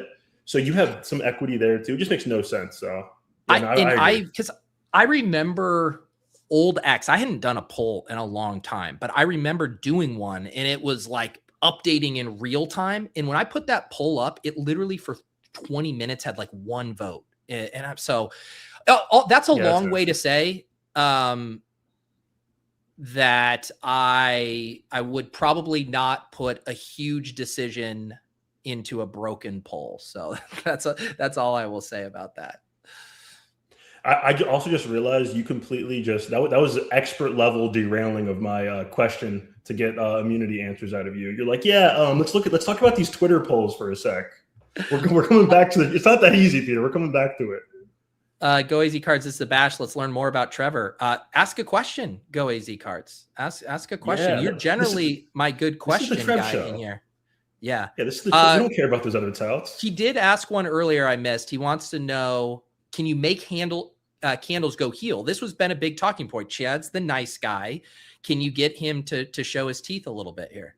Dude, that's like asking if I can pull a parked truck with a string. I can't. No one can do that. I can't make Chad candles go heal. I was on stream this morning with him. He's the nicest guy I've ever talked to ever. He was hyping me up, giving out my Twitter. He's just too nice, man. I can't. I can try, but it's just not going to work. Andrew's here, right? Yeah. Okay. Yes. Sorry. I even clicked it without discussing. No, I was we're on the same page. No, we talked about That's all good. Yeah, so this worked out well because we did the naked Lamar, but then we get Andrews as a slight value, and we get Pitts as a value. So now we have the 2-3-4-2, fine at quarterback, fine at tight end, running back still a little shaky. The wide receiver base is solid. We're going to have to make up ground at running back and wide receiver. I would agree. I think this could shape out to be something. Yes. Charles says Touts took over it right after asking a question about 2 touts on the contest. So you're part of the problem, buddy. If you want to ask a question that doesn't have to do with the show, then be the change you want to see in the world, sir. All right, what do you want to do here? Oh man, there's no running backs available. I mean, Shakir is fine. I mean, Coker. I get Shaheed for an upside play, but like we already kind of had upside with Tyson too. Oh yeah, this is brutal. Yeah, Shaheed or Coker, I would say. Do we have any playoff correlations with either of them? Oh, we got to go. Shaheed's fine, I guess. Damn, dude, these 20-second clocks beat my ass every single draft. Are you generally a slow drafter? No, so I typically do fast drafts, but like I said, like I haven't done any volume this year. Wait, no, last year was the first year was 20 seconds, huh? I think they did 20 seconds last year, so. They did, but last year they offered the option. They did both. That's what it was. 20, 30, or 8. And I think internally what happened, it was just splitting the liquidity too much, and they had to make a decision on it. I do wonder if because obviously most people drafting now are pretty hardcore sickos. I wonder if they flip the option or switch it back to 30 seconds closer to the season. I don't know. Yeah, I was a big 30 sense guy. though. For the 100%. Streamers, it doesn't make a ton of sense, but for every other entity, it does.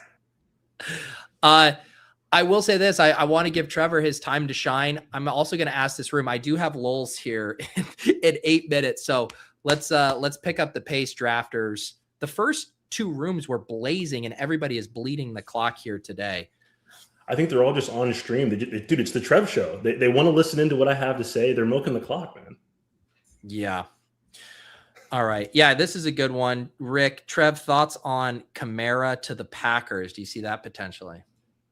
I thought this was like a prank because I have not seen that. Kamara to the Packers, that wouldn't move the needle for me at all. That if anything, I would just tank every Packer running back if that happened. I mean, it would be pretty interesting because obviously it would mean the Josh Jacobs stuff is pretty bad. Is real. It would mean a pretty epic ADP battle between like Kamara and Marshawn Lloyd and trying to sort out that mess. It would be a pretty big bombshell for fantasy. I would want nothing to do with that. That just sounds terrible. I'm not sure how much Kamara has left in the tank. I think he might just retire in a couple of weeks. So I think I'm all set on Kamara to the Packers jargon. Okay, here we go. See, Go AZ Cart's really trying to get you to spice it up. Who is your go-to? Pat, Pete, Davis, or insert someone else? Who is your go-to, Trevor? So honestly, for me, I kind of take in a little bit of everything. I do like Pete's style a little bit, but the ship chasing guys are also really good. So this is a very press conference-esque answer, but I just love everyone. Were you a DFS guy first and foremost? Yeah. So actually, that's probably most of my volume comes from DFS, and I've done pretty well the past few years, and that's pretty much when I decided, hey, I can't just do a bunch of multi-table tournaments. I can't just do tournaments the entire time. Like we got to do the cash games to beef up this bankroll. Yeah. All right, we're about to pick at 13-10. Omar Cooper sliding a bit here. We're kind of still looking at running backs, wide receivers. Woody Marks is kicking around. What do you want to do? Does Woody have juice? I mean, we can take Woody. He's young enough. I think it's fine. We need the running back help. Woody? Yeah. Yeah, I think Woody's fine. Yeah, he hasn't been a guy of gravitate. Actually, I say that, and then I just see I somehow have 12.1%. So maybe I have, and he goes. So what do you want to do here? We could take Gadsden and round out that tight end room and just be done. We obviously have Herbert for the double stack. You want to do running backs is so brutal. Should we do a wide receiver? You want to do Cooper? All right, fine. You know, when in doubt, like when you don't know what to do, just tack on another wide receiver. I'm for that. Because I feel like with Pitts and Andrews, we should probably just grab a running back here at 159, though. Okay. Yeah, I'm for that. I think there's some solid options. I mean, Spears, Brian Robinson, Sampson, Bigsby, any of those guys make sense on this team. Is how healthy is Charbonnet? I know he had his issues. The latest a day ago, he's looking at a mid-season return. So the answer is not healthy. If mid-season is your best case scenario for your health, like I'm good. So yeah, which one of these guys then would be your preferred? I guess we can go Sampson or Singleton. Actually, Mike Washington's there. God, I hate all of these guys. I like Spears or Sampson. Let's do Spears. Let's do Spears. All right, we'll grab I just remember with Spears. Spears, I remember him coming out of college. Like they talked about like a degrading knee cartilage when he was 20 years old. So every time I see him, that kind of just scares me. But I mean, for this room, we can't really pass up on him. All right, here we go. This is the team 2462, Lamar and Herbert, H.N. Warren, J.K. Dobbins, Tajay Spears, CeeDee Lamb, Malik Neighbors, Ladd McConkey, Jordan Tyson, Rashid Shaheed, Omar Cooper, tight end Kyle Pitts, Mark Andrews. This has been a weird team in that we've had some nice values that just kind of fell into our lap, but it hasn't broke cleanly outside of those values, 100%. Like the Neighbors, the Pitts, Andrews. Everything else has felt kind of difficult. Yeah, like I feel like we're kind of having to force some of these picks in because we're thin somewhere. Oh, I actually wanted to ask you. So this next episode we're getting, is it without saying too much? Obviously, is this a full episode with everything that you've asked from the contestants, or are we doing a smaller episode plus a bigger episode? No, it's going to be comprehensive. We might put out a little, because you guys have been giving us some confessionals. We might put out a little bit of those as a trailer, but everything that you guys have been, not everything that's been submitted is obviously going to make the show. I will say the audience will get to see the majority of every submission, the concrete submission that you guys put together. So they, you guys had 4-minute submissions, and they're going to get to see the majority of it. It won't be like the Pat Mayo where 5 seconds are played and he says, turn this off. Everyone's going to get a very good idea of what your submission was. I'll say that. Did we get a judge saying turn this off, but you're like, no, dude, you gotta sit through this for the next 3.5? You know, they I will say that Silva and Levitan, all I'll say is they weren't as mean as Mayo, but it would have been hard to be as mean as Mayo. He kind of knew the role he had to play. Yeah, that's fair. With like the Mayo stuff is so funny because he was being mean, but it's also like, yeah, he's kind of right on a lot of these. Like, yeah. Go AZ Cards is really trying to come after me now after I called him out for his double standard of topics. He wants you to rate my best ball skills and give us some details. Do it 1 to 10. I've been making you guys do all your grading on the show, 1 to 10. So give me 1 to 10 best ball skills and details why. So it is kind of tough because the majority of streams that I'm watching of yours, like you have other people kind of steering the ship, and you're kind of just saying, yeah, okay. So it is kind of tough for me to grade. I mean, I would probably give you actually, no, I should probably be kissing up to the boss a little bit. Pete, dude, you are a sharp 10 out of 10, no notes, man. No, it's actually a shock you haven't taken it down.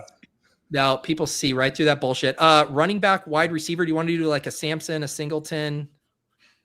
Either or. I guess Sampson for the ADP stuff. Yeah, we have Spears, so let's make the bet there. Let's grab Sampson. So we have 3 more picks. We have a 2-5-6-2. I think we're pretty tweener at, tight end could go either way as far as 3. With 3 more picks, we're probably for sure doing 1 more wide receiver at 7. And then it really comes down to, where you want to put that extra pick or 2.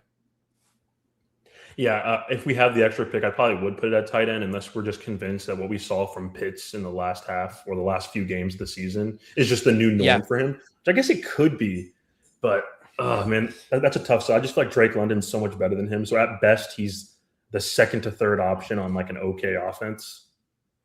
The other thing you could do with a luxury pick is Geno is kind of the last starter here, and we have Omar Cooper. So if you wanted to play the 3 different quarterback stacks in the playoffs, you could do that as well. I am not a fan of doing 3 quarterbacks with Lamar, but obviously, like you said, it does make sense because we have Cooper. But I think I'd rather just use that on more running back help. See if we get like a injury or something. Get to like 7 running backs. God, that sounds so nasty, but we might have to with this. Because it's like, I don't think I've ever taken 7 running backs. That's gross. If we don't go 3 quarterbacks, we're for sure probably going to do 6 running backs, 7 wide receivers, 3 tight ends. So then the question is just because there is a luxury there, do you like the 3 tight ends or the 3 quarterbacks more? But who do you want here? Yeah. I mean, we can take Singleton here, right? You want to double we were up looking on at him before. The cheap Tennessee guys. Yeah, I like that. What was the question in there? Someone had asked another best ball question for you, but what kind of volume are you going to get down this summer? As soon as I have that conversation with my fiance, we'll see. And if I do somehow make it to the end of So You Think and Tout, I'm just going to blow through all those site credits in one live stream of 24, 48 hours, whatever it is. I'm going to do one live stream to get through all the credits. I'll have my fiance and her friend come on to draft some streams when I'm taking a nap, maybe some of the other contestants to hop on. So I guess it just kind of depends. I don't know, man. I may just save some for the DFS stuff because that's where I'm much better at DFS, I think, than best ball. So I may save some of my bankroll for DFS. Yeah. What are you pretty much? Do you do any of the dailies on Underdog, or are you just salary cap on DraftKings? A little bit. I do a lot more salary cap, but I do a lot. I shouldn't say a lot. I do some of the daily stuff on Underdog. I've gotten a couple okay hits and really close on some big ones, but nothing major. Are you a hand builder or a sim bro, or what is your DFS process? So last year was my first time using sims, and dude, the sims are so good, man. Like they're just incredible. So I first hand build it, then I run the sims. So I guess a little bit of both. What sims did you use? FTN Fantasy. Okay. And it was pretty good, man. I took down one for 10K and I think another one for like 3K. Not to just like wallet mog right now, but it was but it's still pretty good. I just got too small pretty hard for sure.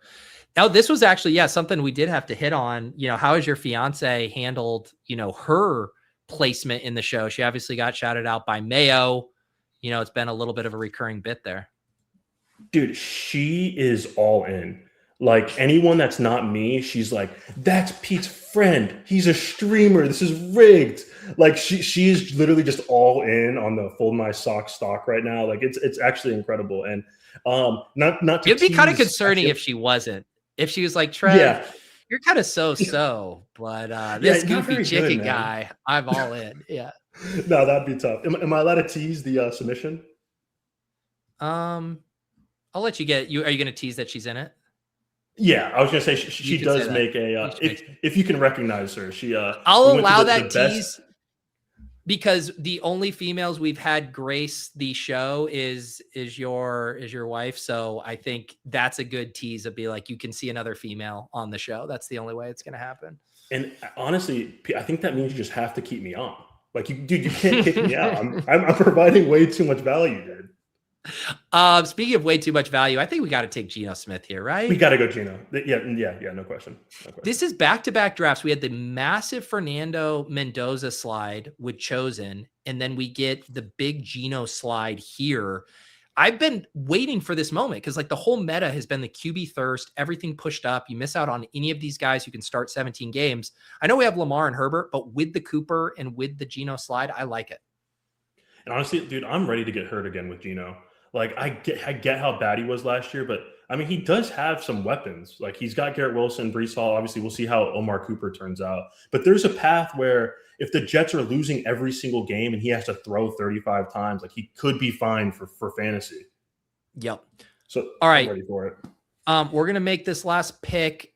I'm gonna give you guys give Trev a quick chance to plug some of the stuff he's been working on. I'll give you guys the show schedule, and then I'm hopping right over to Lowell's. We got Golden Pants from the Risk Takers pod. He's waiting. We're going to talk prediction markets. It's been a hot minute since we've done a Lowell's episode. So excited to pod it up with Brick. Which wide receiver do you want to shut this down with? I think it's either Branch or Mitchell. Branch, we have the Atlanta bet. Mitchell, we double stack up Geno. So dealer's choice.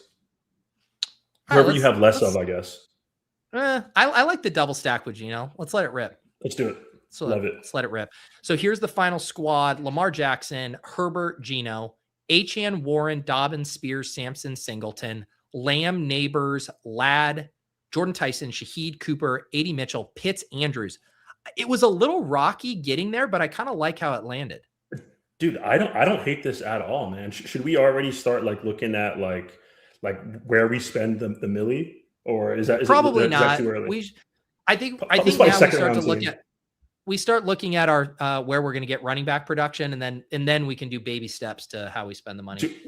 We're just like 2 injuries away from having 2 good more running backs, man. It's great. We're good. We're cooking. You know, many such cases of just being 2 injuries away from having an awesome running back room. Let the people know what they can check out. You and Chad have been collabing this week for Duo. What should people check out? Yeah, man. First of all, Pete, thanks for having me, man. This is a lot of fun. At Fold My Socks on Twitter, I'm hopping on with Chosen mentioned it with Chosen and Mitch tonight. I should be on again with Chad tomorrow morning. Granted, my alarm wakes me up because we had a bunch of fun this morning also. And like I said, I'm just trying to hop on as many streams as I can. So yeah, that's about it. There you go. If you're a budding streamer looking for a guest, hit up Trevor. He is there for you. Like I said, I'm doing lulls here. I have the Fantasy Life show later this afternoon. That's pre-recorded and then drops. And then tomorrow, After Dark. So we got Cups and Rambus. We got Emo and Nathaniel, 2 of the most, kind of interesting duos from just a personality standpoint that we got. So that'll be fun to chop it up with them. Thank you to everyone in the chat. And I promise you the wheel is not rigged for So You Think You Can Tout. I like StreamYard. I'm not good enough to hack their algorithm, but everyone is welcome on the bash. We'll do this again next Thursday, noon Eastern as well. And yeah, keep an eye out for my personal newsletter as well. P.O. Box newsletter. Going to do a little recap of my Amsterdam trip. Got a few questions about that. Had fun pulling together some photos for that. So keep an eye out. And we will see you guys next time on the bash. For Trevor, for Chosen, for Kevin, peace.